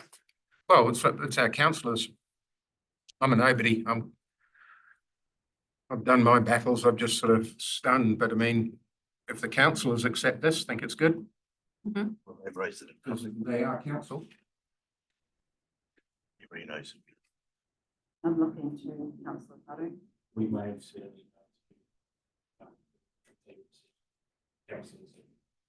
The chair. Fantastic. Did you send it? Did you send? Scale. Kim Drummond, did Get you? used to it. Shane. Okay, good, thank you. No, so- Kim's away this week, so. Rob yeah. copied you on. Oh, thank you. Oh, just so that you're aware. if councillor Walker wants to join me in the morning, we'll go out to the. Can I say from my discussions with Kim that abatement notices are often discussed with the people anyway, so even though it's got a deadline on it, the discussions can happen. So even though it's the 18th, no one's going to turn up on the 19th to remove things. I guess that's what I'm asking. So the discussions need to be had. The reason why the deadlines are put in is for them to respond in some way on how they're going to deal with the abatement. Yeah, so yeah. I think we need to go back to the Graham Valley community here. The police came round. Yeah, That was an abatement notice. put on by that new owners of the property. There was no new owners, it was the Board of Trustees. Look, getting in, but I am talking about the abatement notice. It was issued and it was abatement notices are serious stuff. Now I'm finding they're not. No, it's a legal document, but there are discussions that can be had around that legal document. That's what I'm To saying. try and help the other party move through the process. So I guess my one to ask through you, Madam Chair, is it's great that two councillors at the end of the table have taken the initiative tonight and sent that email off. Where does that leave all the others that we are mindful of who aren't brave enough to come into this building, who have abatement notices with grandchildren and others? Are we going to do the same for them, or do we have to drag them in here and expose them to get this board to do a recommendation to our staff to actually address this bigger problem? Because, you know, I respect what you've done for the public forum today, but that's one group. And there are many, many, many more. Anymore. Yeah, and what traction are you getting, councillor Murray? Because we can't get the 8-week rule even reviewed now until December. So whether there's a breach of the environment or Okay, not. I've checked that. So the other ones have gone through a process, some consent, some others have just disappeared. But that's right, until we get that rule done, so the constant push has to be for that rule. So this board started out with asking our crew at TDC to relook at changing the dates of how long the 8-week, the period of time. And so you're navigating a path, which is great for 5 people. Hopefully they don't get displaced on Friday. What about all the others? Because the 8-week rule will not be reviewed till the workshop in December. So all these others, if they're not brave enough to come and front it or know how to get through your system, your lovely PA, then where does that leave the rest of our community? It's the same question. It's an unfair process. There's 4 councillors sitting around this table. And so councillors set the priorities of council. At the moment, December's as good as we've got. So that's on all the elected members. It was back in April where, as I said, back in April, it was a sticking plaster affair. I had merely got us together to put a sticking plaster to try and ease this very thing that's happening now. It was nothing to do with the toilet issues and that sort of thing. It was merely to do with the 8 weeks. Everyone has to live sanitary wise. Everyone has to. That's separate. To be fair, But 8 weeks. we've got a sewer plant that fails. Is that more important to put resource behind that, or more important to say, Once work of council? see, So the amount of interactions that you have, it's up to us. If we think it's that important, then let's go and see the mayor tomorrow morning and say we want it before December. But we need 7 of the councillors to say that. That's the reality of being elected member. we've had 3 workshops, and after and each time nothing really is happening. Then we've got another one in November. Now suddenly that gets changed to December. I had just asked for a sticking plaster, and it was just an amendment. Put a 10 in front of the 8 just to ease things, so then we can try and sort out this problem. I think you've been told through you, Madam Chair, you've been told that it's not just a case of adding a 10 in front of the 8. There's a whole process to be gone through to change the TRMP. And the reason why these workshops are being held is so that we get to aligned positions. So when we go out with an amendment to the TRMP, it's done effectively and it's done to cover all the issues that need to be covered off, not just 1008. Yes. Yeah. And through the chair, in 2020, I had a meeting with Dennis Bush King and I was advised of much the same thing that you're saying. So from 2020, we're now 4 years down the line and we have gone nowhere. So please, 4 years we've done, well, what work has been done in the last 4 years to address this problem? That's what I'm, Can I ask a question then? Yeah. Why do you think nothing's been done? no, I said, what has been done? Well, you saying that nothing's been done. Nothing Why- appears to have been done. Why hasn't it been done? I've got into council now, but I've been, as you know, I've been. I can tell you, one of the things you have to go through when you amend the TRMP is look at the consequences. Yeah. And the consequences of 108 weeks. Someone goes and parks their caravan in front of a house and starts living in it. And they're in council, what's this person over there? Oh, we can't do anything for 108 weeks. Well, you can, because you have to have building, there is setbacks and all the rest of it. You have to, well, you can't just What go I'm- and block somebody's son out. Yep. That's separate. Well, yes, you can. You took if you've got 108 weeks, you can. No, you can't. It's living in it. Where you position it, you still have to abide by the rules. We're talking about living in something for 8 weeks, not blocking out someone's son for 8 weeks. That's a separate issue. You can't just. No, it's not, because the 108 weeks is a permanent house. It's where it's located is the critical thing. Yeah, so you can't. Someone, put it if next someone to it. locates a place for 8 weeks, at least you give them notice to move on. 108 weeks, it's nearly 2 years. If somebody's not happy about where they're located because of the effects that they have, council said, well, it's 108 weeks in the town, but we're not going to do anything about it for 2.5 years. I guess, I think. So the ramifications of 108 week have to be worked through the whole TRMP to make sure that everybody fully understands in the community what the 108 weeks actually Yeah. means. But board member Hughes was just pointing out that he was just trying to find something to put in place until something better. And one of those discussions was around potentially looking at permits and et cetera, which may alleviate that other stuff Yeah. that you're talking about. License to occupy, there's all manner Yeah. of things. I'm just trying to help. Sorry, Richard, I'm just trying to help. You here. are. I don't mean to, but I've been battling away at this. I'm seeing the consequences. I'm seeing the misery and it wears on me. I'm not, Yeah, I've got more now and it's just people are asking me for help. You know what I've done recently? I've gone, sorry, can't help. It's partly the reason why I'm in community infrastructure and not involved in planning and town planning. I just wanted to help people. I thought Yeah, I know. this 10 could have made a difference. And Sorry. hopefully we still can in Yes. that time. But is there room where, given this housing crisis we're in, that the issuing of abatement notices could be on hold if there is no immediate environmental risk? We asked for a traffic light system, but that didn't fly at the minute. So how, You'd have to have that discussion with Kim and his team, I'm afraid. Because there's another side to this as well, and councillor Murray has commented on it, is that we're working to the rules that the council set in place. And as soon as we say, right, well, we're going to alleviate this and alleviate that, then you guys get the gun. Well, the rules say this, but why is the officer not delivering what the council says? So we can be caught in and I know Councillor Walker's kind of blaming staff for things, and it's not always the case. Sometimes we're a bit slow sometimes getting things done, but we are together here as a team and we do require help from the councillors to help go through some of those difficult situations that we go through. Yeah. The solution. Whole different scenario. A whole lot of people on the street really unhappy about a house that's not lived in. And constantly being ringed for about 2.5 years. So I went and saw compliance on last week and said, I'm tired, can we just do something? We're just trying to work with the family so they get the best outcome. I'm going, actually, that's a really fair answer. But here I am going, can you please enforce, get rid of this, we don't want to hear anymore. So we've got to be a little bit careful where there's rules, because we get both sides of those stories. Yeah. So the mixed messages, so all of a sudden I'm going, can you just look at this and do something about it because they've had enough. But actually the answer in terms of we're working with the family to try and get a good outcome for the family as well. It's a pretty good answer. So The solution then. Here we go. Varies, I stay out of it. We have the solution. Right, here it is.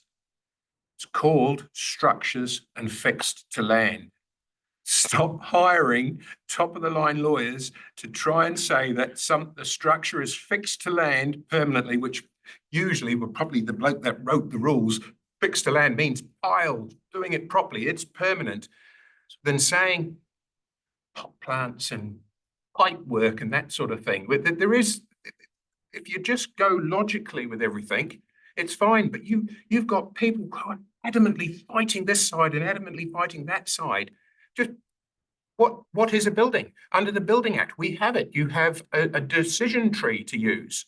Just use the decision tree, which has been set up by MBIE, and we are good to go. Sanitary issues, completely separate. If someone's being naughty and there's issues there, yep, go for it.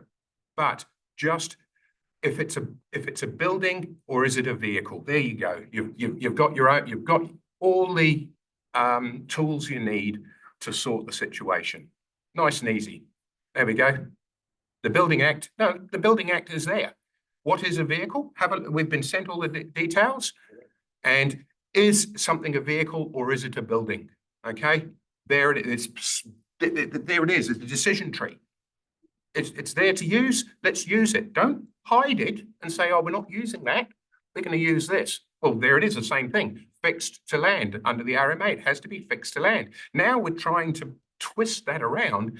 It's like people revisiting the Treaty of Waitangi. You know, just there is a way here.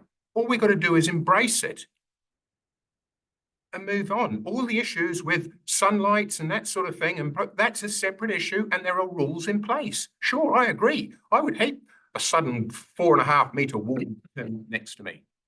You can't put it there. Move it along. It's already in place, 1.5 metres. You know, you've got to get people, you've got to get firefighters round each side of the building. There we go. I hope that helps. See, I'm being positive. Just coming back to Mr. Benjamin's question, I know we've jumped into public forum discussion, which is fine because it's totally related. Leave it now. No. Where is council at with helping people with tiny homes? That's the stuff that you're talking about, and that's where this potential workshop's coming. But where are we at with helping these potential 5 people? So it's just well, you've sent the email. Yes, Councillor Dowler. Oh, just recently I've been involved in a situation where a landowner wanted to legitimise two tiny homes on the property.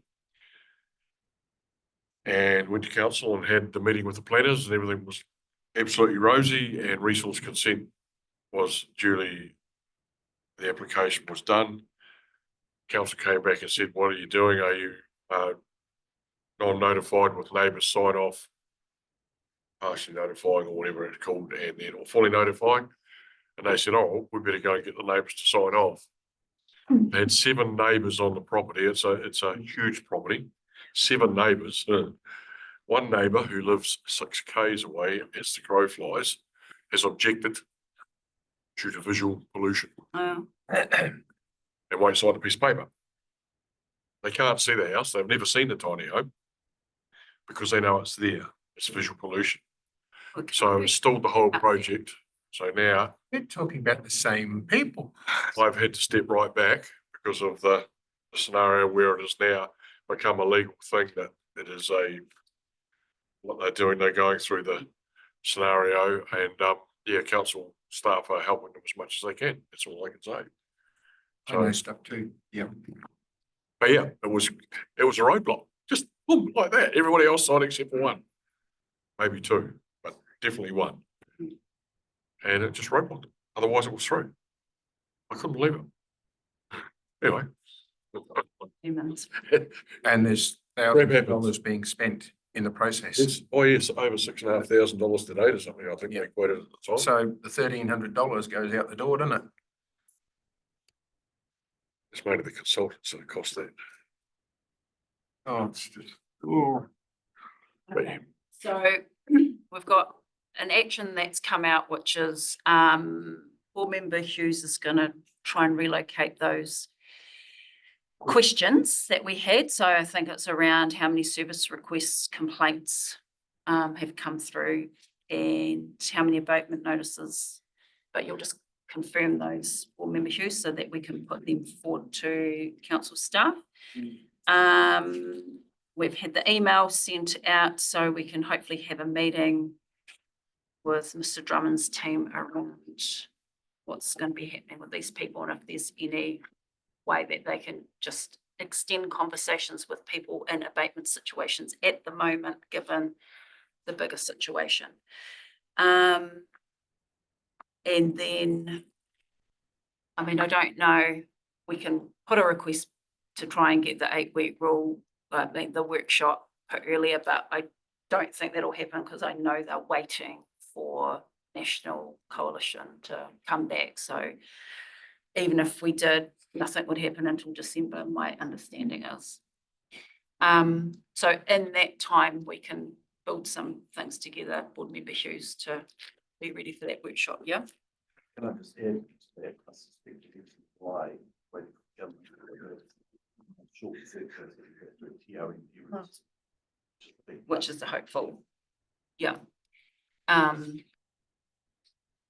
Will be interesting, so that potentially would wipe that rule out anyway. Yeah. So just a quick question on that. If that was the case, would you have to go through a process to change the TRMP? I just said you wouldn't have to do that because it's So that would be trumped the by TRMP. government legislation, Right. correct? So it's just words. Huh? That's right. Okay, so our community wellbeing solutions, thank you, councillor Walker, board member Hughes and Deputy Hutt, who joined me outside the museum Friday the 27th. The interesting thing was town was eerily quiet for a Friday, which is concerning. Knew you were there. Oh, No, sorry. I would have expected to be flooded, but I know there was a significant tangy on that day, but yeah, it was a bit eerie. It's quiet. It was very Got quiet. tapped, But we lady. had a bit of engagement, which was good. positive, and Deputy Chair has got some of the feedback forms from people, so we'll probably bring that to the next meeting. Okay, board financials. So just on our last month's discussion where there was confusion around our community solutions, wellbeing solutions project, that we were trying to get that 2,500 attached to. There was a misunderstanding from staff that they thought we wanted to give $2,500 to a third party to deliver something. So it's from our meeting a couple of weeks ago, Mr. Kirby, it's been clarified and everything's all good to go as per our first motion. Yes. That was also clarified at that meeting around the reimbursements and stuff, which is why we've put that motion forward for our refreshments. Oh, and what has come out of that is there is no guidelines or policy around board expenses, so there'll be a workshop on that with finance before the end of the year, I assume. You did request that perhaps we clarify that for future. Yes. Yeah. And for both boards, Yeah. yeah. Yeah. Okay, so that's done. Motueka wastewater treatment plant, which has been a bit of the discussion around this. We don't really have much update, do we, Councillor Dowler and Councillor Walker? We can just say things are in motion and there is a, what are we called? What is the group called? No, the group. What group's ever made up of? Some sort of. Advisory group, I think. So. That? Yep. Yeah. They're just working through formalities still at the moment. So I have asked what and when can we provide community updates on this, because it will become a pressing issue sooner or later. Yes. Well, you were on the invitee list, so hence why this was in before we went to the meeting. But I know you had other work on. Now, 6.5, we have got been in touch with Gail, who came online last month. And yeah, so we've got a little bit of leeway if we wanted to put some response back on the LTP process and documentation. So thanks, board member Armstrong has provided me a brief, and I think you might have put a submission in personally as well with that, your document that you sent through that. No. So we've got that, and I've started building some answers as per the survey. So once I get that completed, I'll flick it around the board for any more input. Okay, so we have actually spoken about our forum, one of our public forum speakers, and the other one was Mr. Flory. Did we want to, I'll just find his paper. So Mr. Kirby, you might be able to help. Yes. So what was that? Sorry, Councillor, you said. Mr. Flory is concerned about the level of service that we've pulled back on. Yes. With regards to mowing. Now, Mac doing that as a favour originally. Yeah, it wasn't, they would, contractors do that sometimes. They actually do favours. And obviously in this situation, Nelmac have decided that they can't carry on doing that favour. So unfortunately, Mr. Furry has interpreted that to mean that we've reduced the level of service, when in actual fact we haven't. By Nelmac doing that is actually doing a favour for the neighbouring property owner, who would have normally had to do it. Unfortunately, they're on a corner, so they have two frontages to mow. But those of you who've just been watching the Levin discussion, I think they're saving $240,000 by not mowing berms for the town. I think Levin is probably similar size to us here. So I'd imagine if you wanted the council to start mowing everyone's berms, there's probably going to be at least that sort of funding going. And I'd imagine that the council will probably say, well, if Motueka wants that, it'll go onto the Motueka rate. So I'm not sure. I think at this point in time, most people are very comfortable, because I know with council doing it, sure as eggs, we'll have complaints coming out of windows.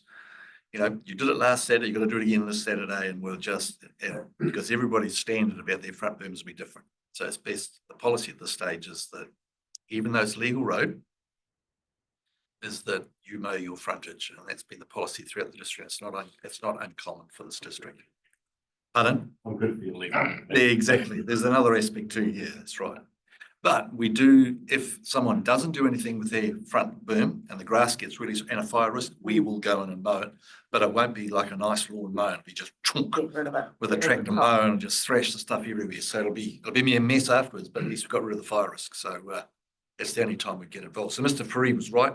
The lady that responded to him, she was absolutely right in what she said. Yeah. Mr. Knowles. Yeah, just a couple of things that have happened over in the Bay.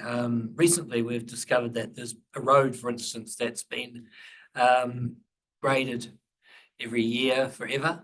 That's right. And recently 100 metres at the end of it stopped being graded for the simple reason is that it was never on the contract, and the contractors didn't know. So they went right rule, and so there's been complaints, and so this 100 metres of road isn't going to be graded anymore. It's the same sort of scenario, I think, and I think we just need to. Yeah, there are mistakes that are made, and I think there is a solution to that one. I just read earlier, but yeah, that's just what happens. I think reading into a little bit more, it's around the comms, isn't it? Something was happening and then it stopped, and that neighbour or that person that is now going to be responsible for it didn't know. Well, I tell you what, council wouldn't have known either. They wouldn't have known that Nelmac was doing it So free of charge. there's 3 layers of comms here that have missed out on. Yeah. So, And we all know how important clear communication is. Well, you would if you went to the DOTS workshop.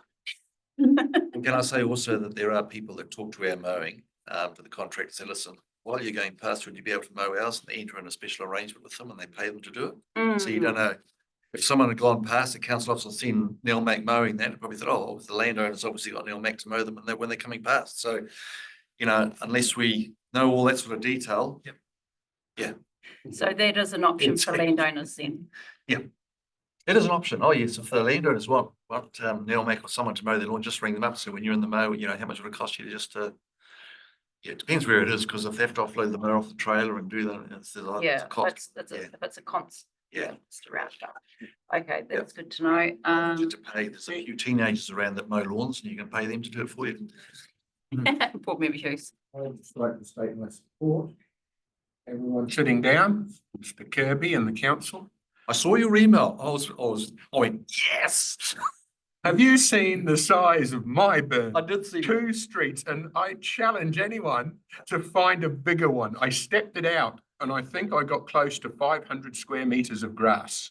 It's huge and beautiful and lush. It grows like crazy. Like I've just mowed it last weekend and I'm out there again this weekend. That's right. Okay. And I have to say I was cursing. I bought a new mower. And when I saw this, it was all I could do to go, Nick, be positive, don't. When I saw this little piece of grass like that, and they're having it mown. But then when I clarified it, that other piece is actually my boss's property and he rents it out. So tomorrow I'm going to be telling him, you need to do your bit. If I'm mowing so if anyone complains, quite happy to send them, say this is community board member Hughes's burn. Go and have a look at his before you have a go at us. No, people have got to take some responsibility, don't they? It's not that big a deal out of your life unless you live at my place. So the other question was, is there an opt-out of rates for those specific things? And I believe the answer. I'll answer that. No. Yeah. Mr. Kirby's excellent email, which covered all of that. Yes. It's already been, yeah, that's covered his concern before he got to present it. So. And you were going to connect with Mr. Furry, is that right? Yeah. I don't have a yard to him. Thank you. Just recently I got rung by an elderly couple who were having issues with mowing their berm. A bit helly and a bit. Somewhere around had a face to face. All bugger coming out and he didn't look that flash. He was not capable of pushing a little mower around. So anyway, I ducked down to Wynn's, knocked on the door. So I've got a couple of elderly people in a bit of trouble mowing their lawn outside their fence, which is actually council property, but they maintain it after council. Send them in, no problem at all. We're quite happy to provide a contract lawn person to go and look after them. Send them in, we'll get it sorted. Within 3 days, I got a phone call from the lab. She said, come round, I'll give you a kiss on the cheek. Ah. Are you around quick? I said, love, my wife doesn't even get that privilege.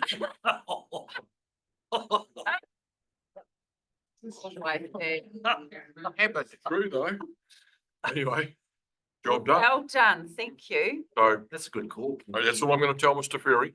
If someone's If got they're elderly, problem with it's, their- it's elderly or vulnerable, like, yeah. it can be sorted. Yeah. But my concern is that when I was involved with the stormwater thingy with the across the road, because it used to flood real bad there, eh? Oh, yes, on that corner. I Yeah. remember that. It was bank to bank, that's how we used to put it. That's right. And when that was all done up and that was all reprofiled, that's when Nelmac started to mow that. Because Nelmac actually did that, Did the work. reprofiling and everything. Oh, right. And I presume they just kept going until the boss said no.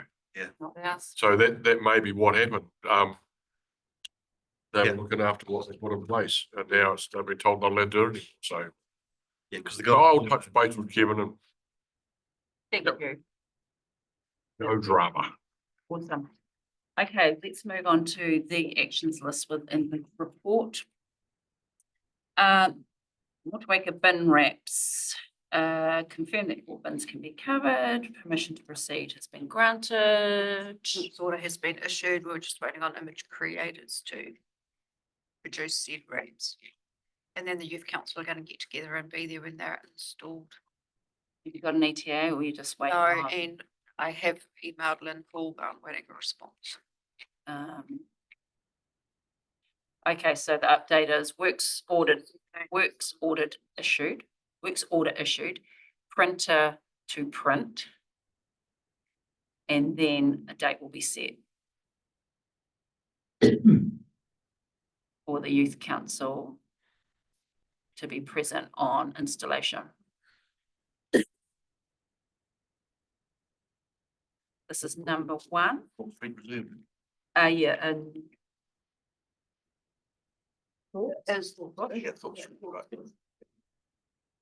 number 2, that's still awaiting review from LGZ, I assume. In November, I think, but you haven't yet. Yeah. Number 3, the Motueka aerodrome noise disturbance. Last update was you were quite a plane used in 1 October. I'm not sure about that. Yeah, noisy planes right back. Yeah. Oh, really? Some quieter one.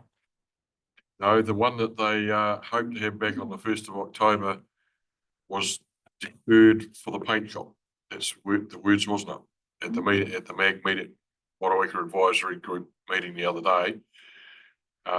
We were explained that there was a problem, not with the plane, but to get it into the paint shop, to get it painted, to get it back to finish putting it together to return it. So they had the other plane service and it's brought back in the interim. So what's the new ETA? Haven't got hold of Stuart Bean yet, but I'll send him another email now. Okay, From out there, the painting of the plane is going to make it quieter.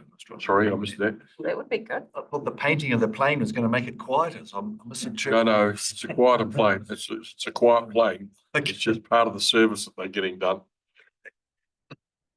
And they should have brought it to Motueka. It would have been painted really, wouldn't it, Nick? It would have actually. Yeah. Um, We're there right now. Do you want to speak, Board Member Hughes? No. that's- Okay. We're moving on to number 4. We have that this evening, 1 hour. Number 5, outdoor seating plans complete. Accessible seating has been agreed and is currently being made by the Motueka Shed. Okay, so that's all we know at this stage.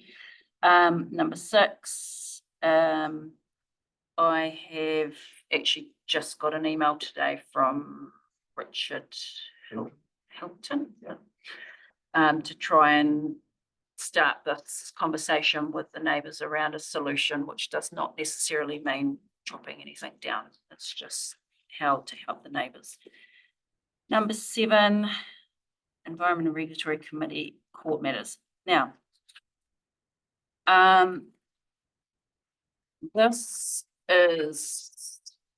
actually came up at the Regulatory Committee meeting, so I watched it. And it was confirmed that those cases had not been sent to the shelters. You were at that committee meeting as a representative, Board Member Armstrong. But cases were included in the statement of evidence. Say that. And the chaplain's got a copy of that statement.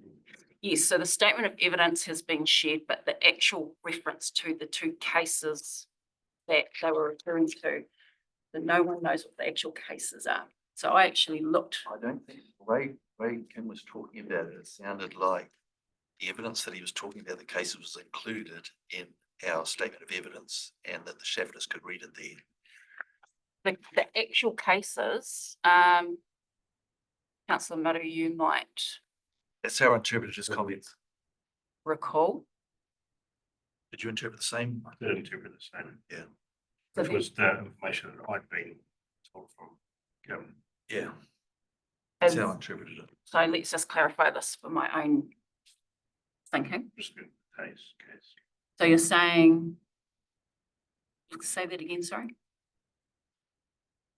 Either or, Oh, what Kim Drummond told the committee yeah, was that the legal cases that he had referred to and been asked to send out yeah, was included in the statement of evidence that council put to the court. that Mr. Mathias got a copy of. So he's got the list of court cases. It hasn't come as a separate list. It's part of the statement of evidence that council's put up to the court. That's how I interpreted what Kim Drummond said, and I think Councillor Murray confirms that, yeah. And have we had it confirmed that that is the case though? Like, has anyone seen it?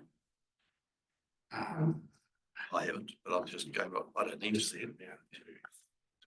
I understood it was nothing to do with the court case. What's this? No, we're talking about the reference to court cases for a court case.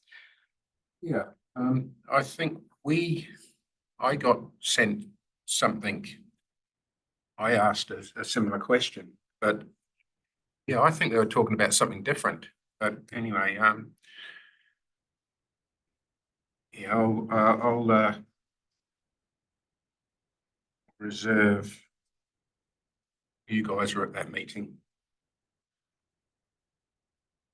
Yeah, I don't think it was anything to do with the evidence. I think it was to do with asking a question about what are the other court cases you're talking about. The question was, what were the court cases relied on taking the prosecution against the Schaffners in this case? So what was the other legal advice in court cases? So Mr. Drummond's comments was that it wasn't appropriate to share those while there was a court case pending, but the reference to the legal advice and any precedent in case law were included in the council's brief of evidence in the hearings. Oh, okay. So So it'll be the Antoine case. it is noted. So Yeah, that's the one I'll there's a couple of notes. I'm not sure. Without reading it again, the Schaffner's quoted cases or councils, but Anton versus Hutt City is one of the ones. Versus Hutt City Council 2020 is one of the ones that are quoted in the text underneath. So I don't, without going through reading it all, I can't tell you. But this was widely circulated, the case. Has the board got that? All I've got. So I know councillors got it from council, but I also got it from somebody else from the other side of the I got sent I asked Leaf to send through what they were talking about, the court case. because it's a public document. Anybody? Yeah. And the case they were using was the Antoine case backed up by the Beecham case. Unfortunately, the Beecham case is quite flawed. The gentleman was defending himself, and no doubt against a high-flying lawyer.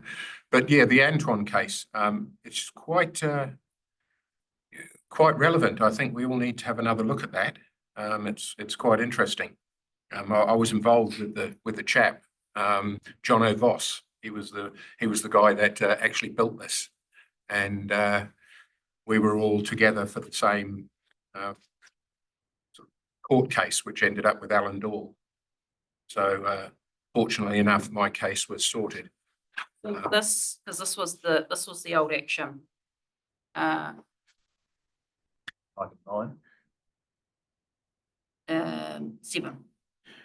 Yeah, so through the chair, so for clarity and fairness, 7 or 9? the dissatisfaction as it was asked through public forum, both in the full council and community board, Yeah. well before the court case. So that was what was asked. And so in terms of the different answers, so the answer certainly I got when I re-raised it was the court cases have been referred to in the brief of evidence that have been submitted to the courts. It's not appropriate to disclose it. So, yeah. So you would have got the same answer, I dare say. So you've had a conversation with Mr. Drummond, so I'm not sure what. Well, yeah, this is the one that I copied you on. So this is specifically around provide the court cases reference in relation to information council relies on for its view of lawful power of entry to private property. Yep. So the response I got was the council relies on legal advice, and when they make decisions to do anything else, it's based on legal advice the council pays for. But there's cases that advice, and that was what the question was. What were the actual cases that was referenced? for council's decision of power of entry. So That was our old action, which is why it's still here, and because it was raised at the committee, I'm assuming it's the same cases. if the board wants to keep pursuing, it's going to be for the chair. Well, I think we can take one of these off because we've got a bit of a duplicate here. But Strike out number 9, Chair. yeah, so information by public. Yeah. So the court cases, sorry, Yes. so the court cases, or not the court cases, this is, sorry, I got muddled up. This is to do with the powers of entry. This is quite important as well, so. This was an original action that came from out of the board, and it was provide the court cases reference in relation to information council relies on for its view of lawful power of entry to property. And it was quoted that they have court cases they can rely on. Have we been given those? It was quite, well, I don't know about quote, but my response back was, in the interest of resolving this action, I can inform the board that the issue of staff using their warranted authority to access a property was raised as part of the Environment Court proceedings. And below is an excerpt of council's closing submission. They have already been provided to the parties via their legal representation. There is a quite a big issue here. I was told a long time ago, and I wish I had it, but there is, I had it explained to me that council, if they've passed certain things, you know what I mean, it's not just anybody gets it. You have to be a certain sort of a person has the right to enter a property, but not a dwelling house or anything like that. But there also has to be a warrant for the reason to be here. He can't just turn up to have a look around. He has to be there, or she has to be there to go, I am here and here's my warrant because I'm here because of unconsented such a rather work. There has to be a reason, and it was signed by the CEO. That's how I understood it and I got told. That's quite right. So they can just turn up just because they can, and they can have a look around to see what's I don't think. up. They can't just turn up. Well, yes, they can. Well, that's exactly what they've been doing. They have to have a warrant. They have to have a reason to be there, and it has to be signed. Otherwise, they could abuse that power. You know what I mean? You might think that, but people just don't.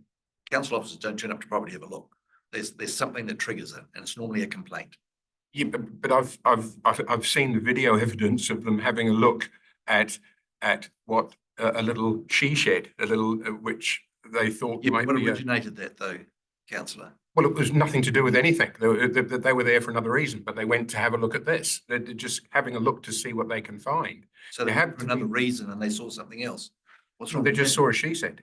Yeah, but you're saying that it doesn't happen. No. What I'm saying is that officers generally don't just turn up because they want to just inspect a property. There's got to be something that triggers them to turn. Yes, exactly. So you have, and so you have to have authority to go there for that And reason. they have authority anyway, and then they get a message like a CSR would come in to go and check something out, and they show their warrant to say that I can enter the property to have a look at this certain complaint. And the reason, yeah, and the reason for them being there, it has to be presented. Down or signed by the CEO or anything. It's not. Well, yeah, see, I got told different, and it was from council. Well, unless I've got it wrong. Well, I understand that. That's why it would help to get some clarification, because it's certainly, if it is, as you say, Well, I mean, you may, well, I've got authority to enter properties to inspect as well. and I would love to have you come and see Richard. But I've never inspected a property because I've never had to do it. But it's just, and it's largely for emergency situations where I need to go in and check things out. But, most of the officers that are warranted under the Local Government Act and the RMA to do certain activities. And the ones that are warranted to inspect properties are the ones that they only go and do it if something triggers them to go and visit. There's a special reason for it. Now, if they're on the property space checking something out and they see something else, they have to act on that too. You can't just ignore, I'm only here for this, I'm going to ignore that bit. Yeah. So for clarity. Yeah. He just sent the phone email trail, so it was. The list of court cases that you've taken into account is reference to the power of entry. I don't know if that's included in the court case or not. I don't know. No, well, what the extract that was given doesn't have referenced any court cases. So I tried to find one and sent that back to Mr. Drummond to ask if that would potentially be one of the cases. We've just been told it's been presented in the court, so it's not going to be hard to grab those documents now. Yeah, those previous court cases, which they are, the question has been answered. So there will be Scott versus Waihi Council 2019. Just for the share, so you're saying that Anton versus Hutt, No, sorry, I'd missed this. This was about powers of entry. Yeah. Not about, sorry, I got muddled up. My hearing. Yeah. Well, having been on the receiving end of a power of entry just not so long ago, and I was driving back from the West Coast when it happened, my phone went. You've got a fire going on your property. Yes, you've got a permit for your fire, but you're emitting smoke over the boundary and the neighbour's not happy. Well, actually, I don't know, because I'm actually in Reefton at the moment talking to you on the telephone, but I have a contractor there with a 25-ton digger burning this rubbish while we can because of the weather was the perfect scenario. And whatever. So anyway, I rang my stepson and said, where's the smoke going? And he said, straight up. So I rang the compliance officer back and said, it's going straight up. Yes, it is now, but apparently it wasn't earlier on. This is as quick as I can get out there. Now, if we had to go to the CEO, that would have been Monday. This is a Saturday. The fire would have been out. These aren't fires, these are people living in a caravan, Barry. Same deal. It's the point he's raising. Yeah, I know. If I see something going on the property and I think that's not right, I ring council. I expect that a compliance officer to be there as quick as they can. Otherwise, that problem might be gone the next morning. The council officer says, sorry, I've got to get the CEO to sign it. No, they can't be moved easily. But anyway, I'm just saying that, yeah. And I got a clean sheet anyway, so that was okay. Okay, so where are we landing on this? Go through that. I'll go back to Councillor Maru. So I can't, so definitely in the case, there was questions raised about the council's powers under section 332 of the RMA. Yeah. And the judge has said the issue is academic because the officers left the property when they were requested to do so without collecting evidence. Is there any, I can't see any case law in there. no, Well, that's what he's asking for, the case law. the cases. Yeah, the cases. Mr. Quinn drew court's attention. Mr. Quinn represented who? The Fed Council. Council? Yeah. So he's quoted Waikato Regional Council. Whatever that case is, Waikato Regional Council, and there's some case law there. I don't know. Are you reading from the committee agenda, are you? No, from the Extract. decision. Oh, right, sorry. Okay, so it's unknown what the cases are and if they actually have, well, they haven't been given to the Schaffners. I suggest you probably cancel 9 and 7 now because given the answers to those. Well, we'll cancel 9 It's complete anyway, it's written in here. because we 7. thought it was, but then it was raised again at the regulatory committee. Case 7, we just answered the case of the regulatory committee. That the court case information was included in council's statement of evidence and it's publicly available. But we still have questions from the defendants around it, so that's my confusion. Well, it'll be cleared up. They've said they've provided that we're not talking about that. We're talking about the email is quite specific. I want to know what the cases are that you're saying, oh, we're relying on these cases. Now, so it's now been said, okay, it didn't actually go to you, but it was presented in the court documents. I've looked through the court documents. I haven't seen that because it's a worry for me because of what I've just said to you. I thought it's not quite as simple as that. I understood that was emergency powers, as you said, if there's a fire or something, it's definitely they have the right to go on, but they can't just turn up. They have to, it has to be agreed that they're going out for a specific reason. And I am a bit concerned about the sort of people that may be given warrants, excluding you good self, sir. Well, let's just leave that on there and. I don't think we should We'll look into it. get rid of that yet, because that hasn't been, I haven't been sent, I haven't seen it either. I haven't seen anything. They're now saying they went to the court, they were provided to the court. So, Which means it should be easily well, accessible. It's- yeah, well, hasn't been- okay. So. Why couldn't they stay. just forwarded it to us? How difficult would it have been to forward it to us instead of saying it was given to the court? Just, That was. because it looks like there's 50 odd emails going back and forward here. To be fair, one of the court cases was this one. Oh. The judge could be pretty clear in terms of what he thinks. No, You can't use. you can't use the one that's No, the you result. can't. No, The- you want the What cases. I'm saying to you was that Waikato Regional Council was quoted in 2002 in the brief of evidence. And it would make sense because when I looked at the enforcement policy 4 years ago when council changed it, I went to the Waikato Regional Council's proposed document that unfortunately didn't get fully adopted, but because they'd been through a lot of court cases. When we put the affidavit in or the statement, we don't distribute that to everybody. I guess because it's come up. Yeah. As a. The only person that gets it is the person that it applies to, and if they want to share it around, that's fine. But we're not doing it all from them, yeah. That's why you haven't seen it. But All the defendants. if it's on the court documents and you can read it, go for it. Pretty serious stuff for a woman in a caravan, isn't it? Can be. All this is over a woman in a caravan. This big cork, all of these questions, all of this is about a woman in a caravan. Right. Well, How many thousands of dollars? Actually, I think I know. Well, let's keep this Sorry, on here just- until we get that clarified. Let's move on. It's just, Number 8, reserves and facilities update. What is this? Which one are you looking at here? I'm looking at number Number 8. It just says reserves and facilities update. What is this one? Does anyone know? No, there should be more detailed, so we know what that one is. Updates to be provided at the next board meeting. Is that to do with the reserves and facilities projects that we've got in the Motueka ward? No, we don't have a general. We'll just leave a question mark there. Number 10, financial summary. Right, so we haven't had any dates given for the financial workshop, so that's still pending. Yes, sorry. Yeah, I noticed the discrepancy in our special projects fund too. We Ah. got a lot less. So I think, we've asked the question and we did get a response to it.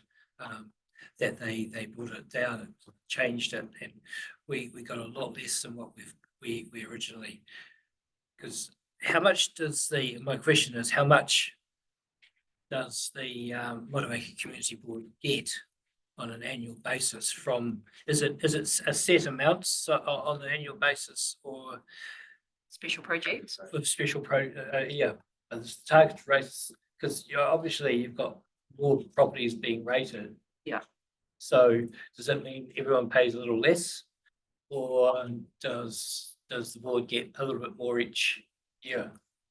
It's a good property. And ours has gone down and I think yours did too, right? I think it did. That's what we're also a bit confused about.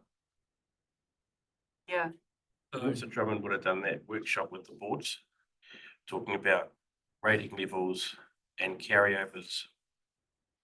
I don't know what the. Yes, that was early in the LTP. Yeah. Mm. So that was the one you guys had at Memorial Hall. Uh, Was I coming late? we had one here, Oh, did you have one? finance one. That started Memorial Hall. The other one was standing. Yes. Yeah. So, yeah, we're hoping to clarify quite a few things in that workshop. 10 grand. Okay, that's Yeah. significant. Well, it's not much you can do as a special project with that much. No. Yeah, That's half a project. maybe. Over the past number of years, it's been roughly average about 55K Yeah. the year here. Yeah. We'd sort of asked originally for it to be 10K and then adjusted, yeah, from the other end rather than sort of adjusting it to, so that when the rates are done, you know, you might pay $3 this year, you might pay $2.70 next year, you know, because it's more rateable properties. So yeah, I just find it quite fascinating that it's gone down so much. And how much did yours go down? Ours is down to 41. I think. Right. It's supposed to be $10 per available property. Is it? That's, yeah, it started at 5, then it went to 10 about 12 years ago or something like that. Yep. And that's a closed So account. property, as more properties come on board, more money comes in. Okay, so we need to get clarity around that. I'll probably take up. Yeah. We did get a response, actually. I can find it quickly. I don't know if I can though. Those two. That'll add up to that. It doesn't. Okay, while you're having a look at that, we'll just jump to the next one. We've already talked about that, long-term plan. Number 12, the community board funding. So that's, the funding's approved as per our last motion last month. And it's just a process being sorted for future stuff. Number 13, coastal values. Coastal values. What's coastal values? Coastal values presentation.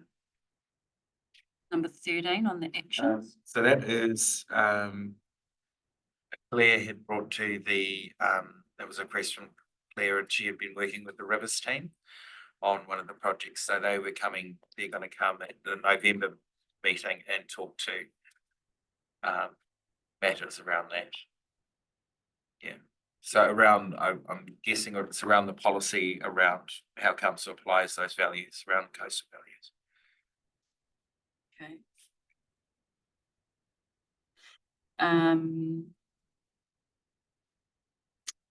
Right, 14, status of Motueka master plan. Richard, to provide clarification on arrangements, if any.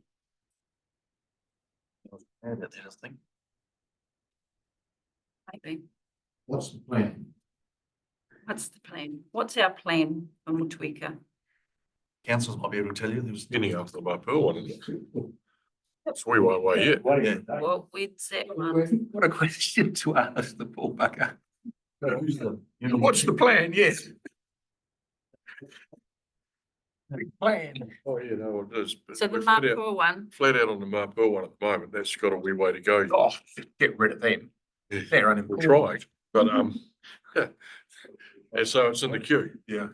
So if the Marpur one takes another 12 months, it'll be 12 months before the next plan gets started, but can I ask why they can't be done in unison? Like, staff capabilities. okay, so the update is due to resources, staffing resources. The Mapua plan is first focus. It's about to be put out for public submission. Mapua is the current focus, followed by Motueka. Can't remember exactly. Yeah, which is the first part of that. So you would have thought that would include a master plan for Motueka? In light of the recent workshop and the doom and gloom. Oh, and just the amount of questions that are coming in about Motueka master plan. Because someone's doing somewhere else, I think. Developers, wastewater treatment plant. Oh, we've got the Port master plan being done at the present time. It's probably halfway through, maybe. Mhm. Port Motueka one. I think the Terakoi one has been done as well. As councillors, we're yet to be briefed on it for the ward. I thought there was some sort of thing being done. Yeah. But it's huge. It's a huge document when it happens. The master plan for Mapua is huge. Motueka will be bigger. Bigger, yeah, But it's taken criteria, Terry Mary out of the whole 9 yards, no doubt. right. Backline, we can't have any more things. No more poos, mate. It may be, you're right, maybe the next area where the town could be developed, so we can. Okay, Not moth. No, new Um, tree. so you've got those, Kevin, student staffing, the Mapua is the current one, and then followed by Motueka. John Red had sent out a response earlier. Is this with the questions from the last? Yes. Well, you got the email. I think it's just you got the email though, isn't it? Maybe. This was from our last public forum. So I will just forward this. Andrew. I'll just forward this to you guys. I haven't read it yet. Okay, Yes, the project is, looks like target rates dropped $8.80 per rateable property. $8. Looks like it was 23.54 last financial year, and it's 15.36 per property this year, according to my rates bill. 15.36. So it's dropped $8.18, so there will be less money being collected. So that's your answer. But that's our answer. Will be But if they similar. get more properties, then it bridges some of that gap. That's for the master plan. Okay, cool. And we've got an answer for the master plan. Oh, he's John, reading the read there email. today. I'm reading out your email. Set to recommence in 2025. Staff are starting to work on the scope of the project because the type and size of it will require considerable planning and resourcing. The board will be encouraged to be involved in this project, although just to be clear, delegation lies with council regarding decision making. Yeah, as we know. So 2025.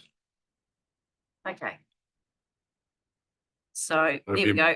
Followed by Motueka. November, after October. Yeah, yeah. That's somewhat selfish there, councillor Dowler.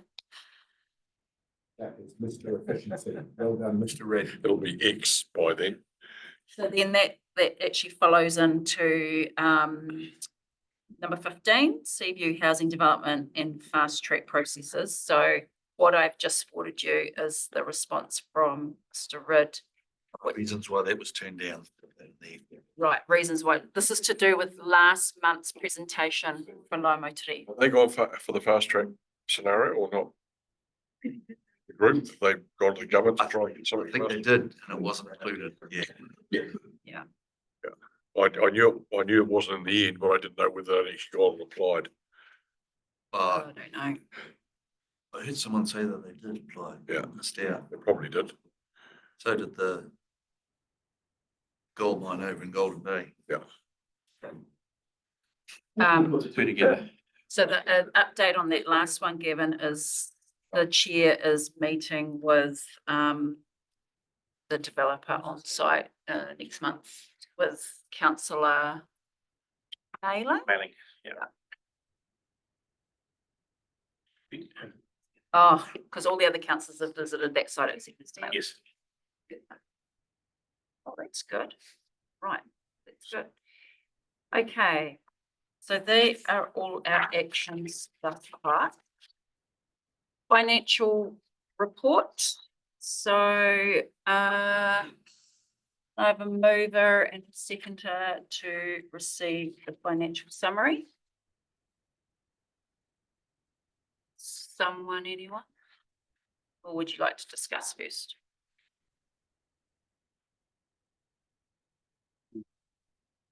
Moved by Board Member Armstrong, seconded by Councillor Walker. Didn't say Did you? that. Oh, what were you saying? Okay, just I moved, just said that Armstrong and Board Member Armstrong. moved by Board Member Armstrong. We're going to seconder. Okay, Chair will second. Everyone else agree with accepting the financial summary report? Say aye. Anyone against? Okay, so that's carried. Right, discussion. So thank you, Councillor Maru, for finding out the details around the rated levels, which is I've just read an email from Deputy Chair Knowles. Oh yeah, back. I think I vaguely remember Yeah. using carryovers. yes, we've talked about carryovers. Yeah, okay. Yeah. That's why. That's right. Yeah, So we might be a bit different to you. Yeah, so now there were a couple of questions which probably we can just do in the workshop. So we'll just clarify in the community board expenses line, which has got an annual of 9,262. We've got 2,500 tagged towards the community wellbeing solutions initiative. Up to 1,000 for board meetings.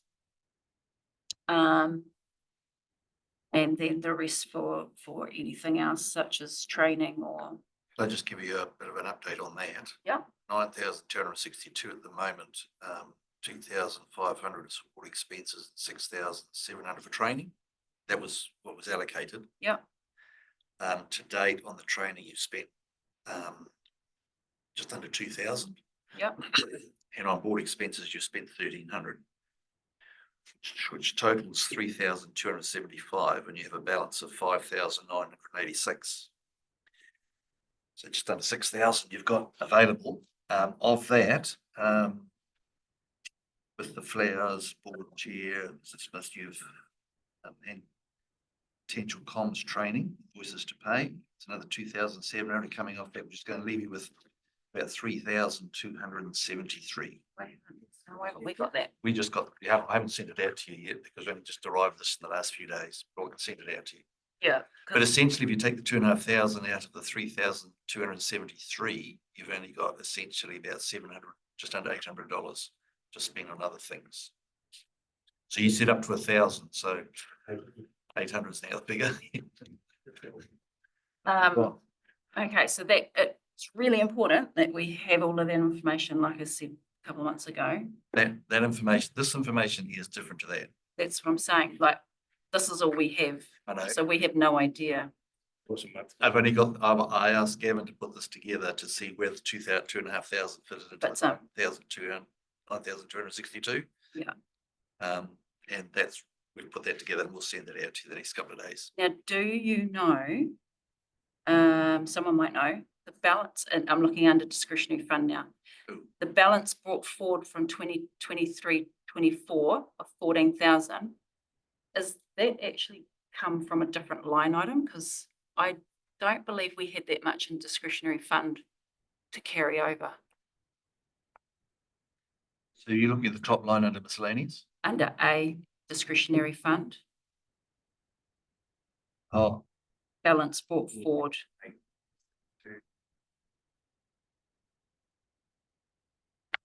yes, I see that. Yeah.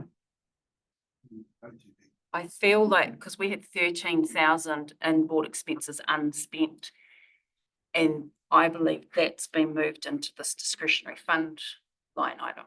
Can you Yeah. raise that with the finance? Yeah. So can we have an action back to finance around querying that? Because that, I'm assuming that could potentially just go back into the board expense line item, because when we had our discussion, it was with Mr. Drummond, it was like, well, and I know Golden Bay managed to do this. It was like, well, we've got all this money in the board expenses. Can we move it into other areas to, you know, fund these projects and stuff? But we haven't actually done that workshop to confirm it, but I know Golden Bay managed to do it. But to me, it looks like it's just been done and we haven't had that conversation. So if we can have that action question to finance. Why don't we just use it on duck and caviar? No, thanks. I don't need either of those. No, that's a hungry. They can read what's later. You start to chew the table shortly, hurry up. Just shut up, let's finish this meeting. Yeah, so that at the moment on this finance summary, it says we're at 19,000 for discretionary funds, which is actually 16,000 before the last ones that just got approved. So we just need to clarify so we know where we're actually at. Through the chair, I'm keeping now looking at it Yes. now, I'm keeping running totals. So as they go through. So because all your finance reports are month end for the previous month. So I'm keeping the running tallies, and in that way we can actually, That is. In other words, yeah. he's accruing. Which is how I managed to work out the 16,000 because of Yeah. what you managed to put in there, so I appreciate that. Okay. Right, is there anything else? Criteria. Policy. 2713. Oh, and then the other thing I just wanted to make note of is the Youth Development Fund. So this is another thing we need to talk about in our finance workshop. We've got a balance book for 4,800, and then we have that 1,000 allocation every year, and yet we're not doing any promotion or anything to the youth community, youth in the community to come and access those funds. So, you know, we need to look at trying to get rid of some of that money back to youth. So Apanui, that might be your job to go and let people know if they've got any projects. Yeah, we've got some money to give you. Okay, so you go back Let's to get the school and criteria say, for you. the council have got some money, we're going to spend it on something cool. And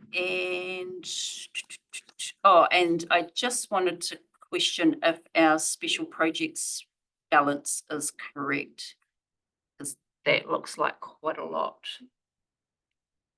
188,999.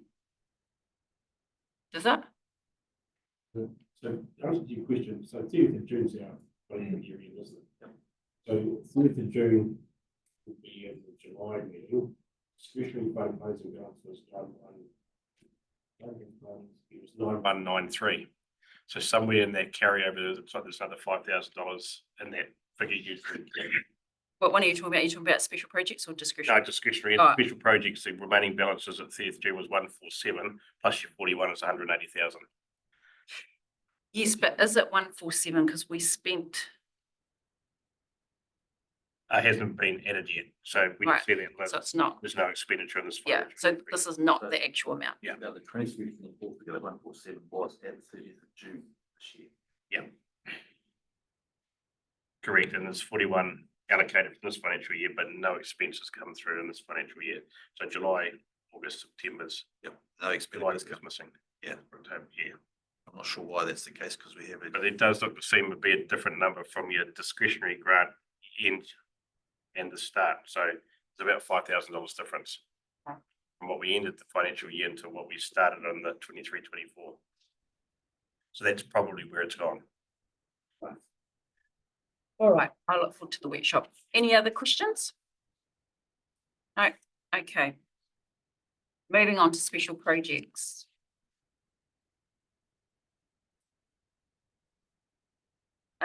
So I'll move special projects update report. Can I have a seconder, please? Yeah. Board member Armstrong. Everyone in the grants, please say aye. Aye. Anyone again? Okay, carried. Right, let's get through these. Number one, Dex Reserve accessible playground equipment. Our update is we are on schedule and I understand some of you went for a tour. of it. we did do a tour. Councillor Walker, myself and Deputy Chair. We played on some of the equipment and one of them needs to be fixed.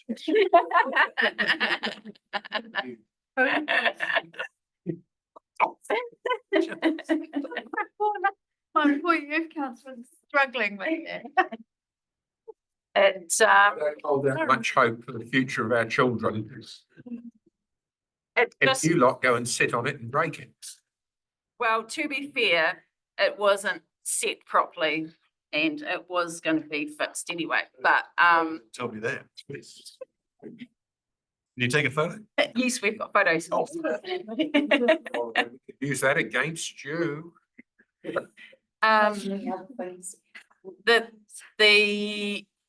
It looks really good.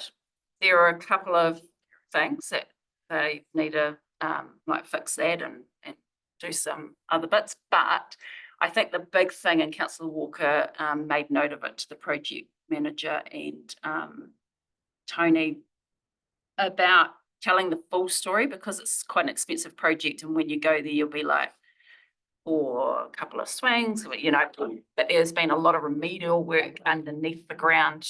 Can't see. Which you can't see. It's been, yeah, quite expensive. Like the Queen Street in Richmond, $14 million under the tar seal, $3 million above, but everybody said we spent $17 million Yeah. on Queen Street. Yeah, Upgrade, It's gonna last 100 years. but, you know, but we won't see, all underneath. won't see Okay, that. you hold me to that. Talk to me in 100 years' time, councillor Ellis. Yeah, so there is, the opening is next month. Okay, Yeah, 8th of November is the date that we are targeting It's a sort of. our opening. 8 o'clock in the morning. So. yeah. On Friday. This afternoon. okay, cool. I'm actually council, I've got plan change. Hearing. Oh, okay. At 8 o'clock in the. Oops. Yeah, it is, sorry. Right, It changed. it's all right. Really? So if everyone can respond to that Would you guys? invite. 9:30. Tentative. We'll tell us tentative. We don't know if we'll be playing basketball that day or not. We're trying to. It's a plan. Yeah. Number 2, Maraho Syndicate Association. What's our latest update there? That was in September. What's our, I was an apology for the meeting. oh, okay. Last Monday, I had a AGM I had to attend instead, so I don't have an update.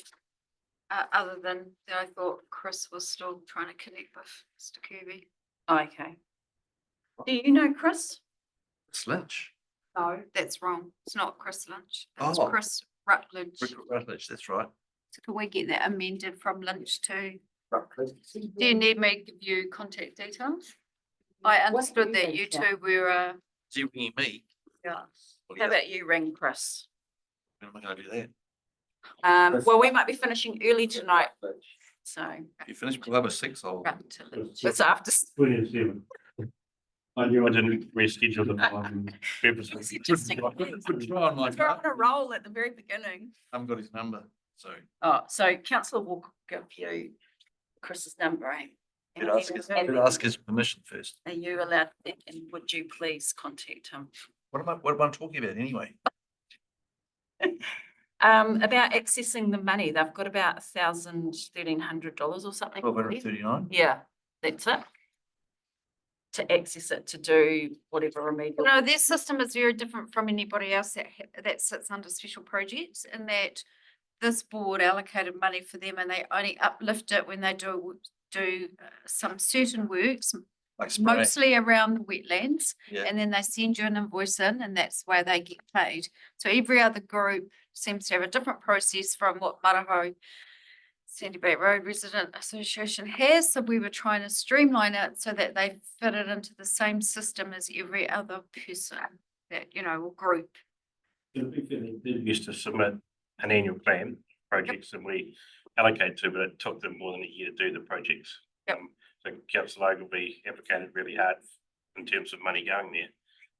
But it always carried over, and that was so long ago, they've probably forgotten the projects they applied for, I suspect. Maybe, but it And was the same, they They still also submitted. a plan. ceased to operate, so they went Yeah. into recess for a period of time and they now have a completely new board who are learning their way around what works, what doesn't work and what the process is. You've allocated 2,500 to them for this year. No, this is way, No, it's old probably 2 years ago, if not 3 years ago. money allocated. Yeah, so it's still Me too. sitting there. They're still going to finish whatever they need to do. So it's about making that happen, getting the money to them so it can get, So if I, they do it and give them the money. Or so if I got one of my reserves and facilities to contact them, that might be better because. Fantastic. Okay. That's the action then. It's the update. Someone in facilities to contact, and Council Walker will give you the number to give to them, yeah? Yep. Okay, awesome, thank you. Number 3, Motueka Cemetery. I feel like this is, what about installation? Yeah, that, so the gates have been installed.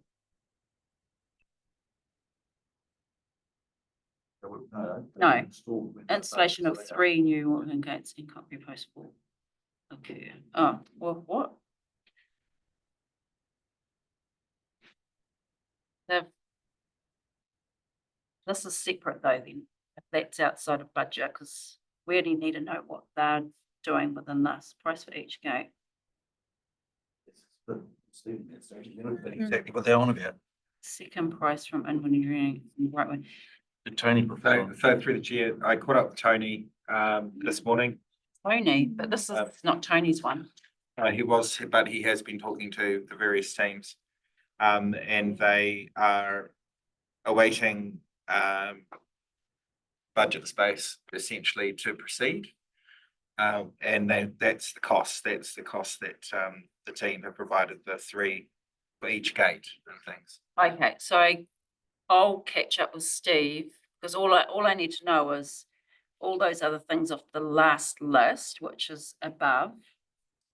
If they've been completed, because I know the gates were sort of an extra, but that's, I think under our special project, I think we were covering 1 or 2 of those gates. Okay, so. Yeah. And again, this has been sitting here for quite some time. And we want to get rid of it. The retired council, Yeah. what's the driving force behind all of this, and has been doing some liaison work still, hasn't he? Well, yes, he's been our key person there, but I haven't heard anything lately. He originally wanted a complete Yes. plan done. We Yeah. said, we've already got a plan that we're implementing, and that's what we're doing. Yeah, this is basically maintenance and Yep. updating. But this is why I'm getting confused with the budget part, because we've already allocated. Whaipapa Grove.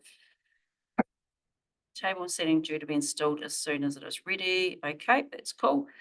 Eyesight Waller Street. Deputy Chair has said it is designed to be distributed to the board for viewing. We haven't had that yet, so she'll still.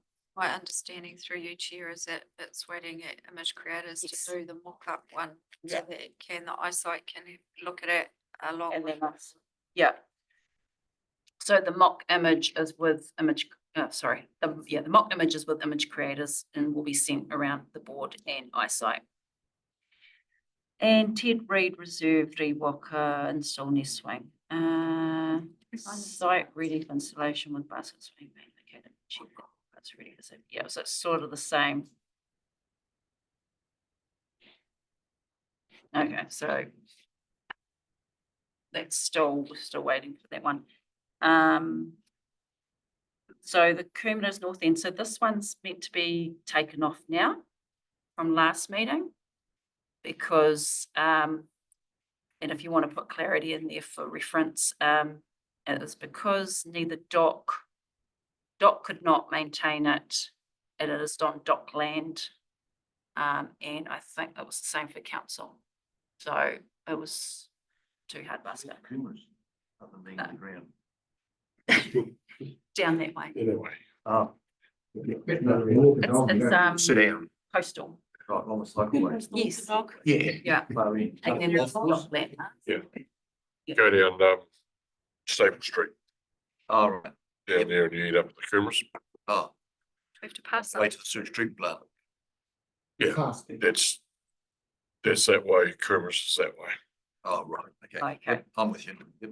Number 12, Memorial Park shade sale. So Tony picked that up from last meeting. So he's going to get some quotes. And number 15, we haven't got an update on that one that I'm aware of. So this is the sign that Deputy Chair was working on for the Motueka Bridge, Beewalker side. No update on that. Okay. Did anyone have any other questions or anything to add? Through the chair. So I've got a full complete list now of the recipients of the discretionary grants and when their reports are due. Oh, great. So what is your preference in receiving these accountability reports? Just so I can sort of manage expectations of the recipient. Yeah, so in the past, has it just sort of been? We've gone to Emma and she's checked up on them and made Yeah. payment on time. And then, but we just, yeah, we just would Yeah, get, so there is a backlog. We're looking at about 17 that we're chasing up, yeah, that I will chase up. Yeah. But how would you like to receive those? As one paper or as just periodically as they come through? oh, I think in the past, recent past, it's just been actually including the correspondence with the ones. Reply came back saying this is how we spent it. And it was sent amongst board members. I don't think it actually it appeared in the agenda as correspondence item. yes, I might be wrong. I'm pretty happy not to receive, but I'm really the outstanding ones to the funding. So we granted for a purpose. Staff checked that it was, the project was done and it's been completed. I don't need to know that. I just need to know it's been done. They can't reapply, can they? If there's an outstanding one, they shouldn't be 17 able and to up do in terms another. of new applications. So that's why I do Can't like get getting grants. grants, because then I know, I'd forget. but we haven't had any for ages. That's where I'm sort of coming from a accountability point of view. You know, you've issued the grant. It should be, you've done that by a resolution of the board.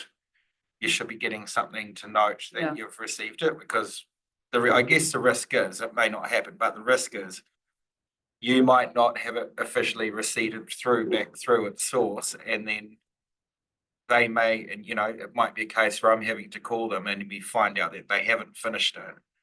There's no way to sort of keep. So that's my concern. I know it sounds very risk averse, but I sit on a number of funding and that's an admin thing. So the committees I sit on read the application, run to the project, funds done, and then they don't get back in front of the committee unless the tallying's been done. Because the danger is do you circulate bank statements and a whole lot of other stuff that become in the public environment. I guess the other issue here is that you don't have a staff member dedicated to doing all the checking. So as one, you know, short of that, the only other way to really be the check is to bring it back through just by a simple noting of that come through. If you had a staff member that was there that could go in and check, then that would be a different story. But I think just to manage that risk. And also, you know, you might get there's some there that are a year and a half over. Like, you know, if I go and, oh, can you please send in your report? And then I go, well, we can't remember. So, well, the board, you know, it's that one way of getting that check in as a sort. Why I question that, because we haven't had anything for so long. So it's good that you've managed to locate how many have not. Taken a bit of a mish, but Yeah, I bet. Personally, for me, I would like to see that as chair, so it doesn't need to go through everyone. But I think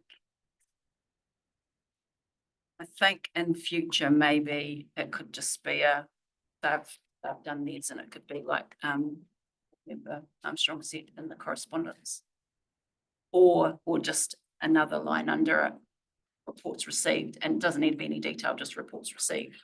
and then if you do want to see them, you could request. Yes, yeah. Yeah, but I guess the other question is, you just said there's no staff member checking them. So where are the reports? So I would build that into my process, but Right, as everyone's aware, it's kind of yeah, you know, need to fit it in with. yeah, that, what so- everything else you're doing. So I'm just thinking of the most easy process where I can manage that process, but also you're sort of stamping it off and closing it off, and you're protected and council's protected. Yeah. Well, how about you and I figure it out? Because I don't want to bombard you with more papers, especially the councillors.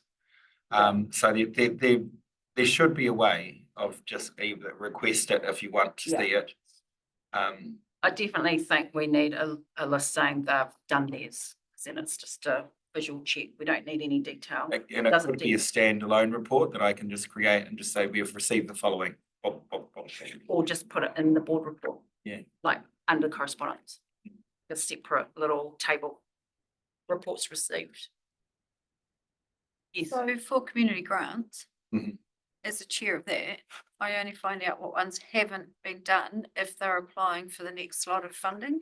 So if we haven't received the accountability, I can't include them in that round. So if we're doing it today, if it hasn't come in, then they can't be included in this round to be discussed as whether they apply. But I don't hear as the chair, I take it that the staff have got that covered and there's a system in place. So I suggest that you piggyback off what that team's doing without recreating a wheel, because there is a system in place for community grants. So the system So- hasn't worked. For community grants it does. Yeah, So but why that's- doesn't Kevin go to that team and go, how do you do that? Instead of you having to rethink. Well, I'll need to look at how process. much time it requires Yeah. to manage it. That's what it comes down That's to. the thing. We had Emma that did it and now we, Don't have that- Emma. we don't have Emma. But I'll certainly look into it. Yeah, where we can connect and work that out. Do a spreadsheet of expenses in advance. Like, this is absolutely this is a Yes. full service role. Yeah. And however it's resourced is it's resourced, really. It's like, oh, Yeah. just. It's not your problem, Gavin, but it's a resourcing issue in terms of, gosh, this is public money. Yeah. Somebody in council, The accountability. yeah. Well, and this is what the first point in the board report is around, because the services have shifted into a different department. And so some of those services that department doesn't necessarily do. So we've got gaps. So this is why Gavin's trying to right, how can Trying we? to think of something that's. Yeah, because I'm like, I don't know who's completed the I know report. where the gaps are in my ability, and I know I can provide something, but it's getting a project Yeah, and within within your my. capacity. So yeah, so there'll be more stuff that will pop up that we're like, who's doing that? So I think it is important, but we can take that offline. With anything else from board members? General business. Yeah. If you're going out for your Sunday drive past the airport and have a look at the new post office building being constructed. The roof is going on as we speak. Yeah, Looks pretty cool. They're up there today in that wind. I wouldn't really give them much throwing the eye around up there, but they were doing it. interesting. Okay. I'd say it'd be finished tomorrow night, the roof. Well, that's good. And then, so it'll be open, Sure. yeah. Next month. A couple of issues outside council control. Yep. To do with chorus and other suppliers, but anyway, they'll get there. All good. This is our guest arrival for the Yes. 7 PM meeting. Okay, so we'll close with karakia now and then move into an update. Ko matua mātou mahi mo tēnei wā manaaki tia mai mātou katoa o mātou hoa o mātou whānau ai ki te aorangi. Thank you, everybody, and thank you, Apanui. I know how hard it is to sit through these meetings for this long, especially when you're a young person. That's good. This is why I bring sweets and crackers. Well done. We're doing this end. They're just gone, get out of here.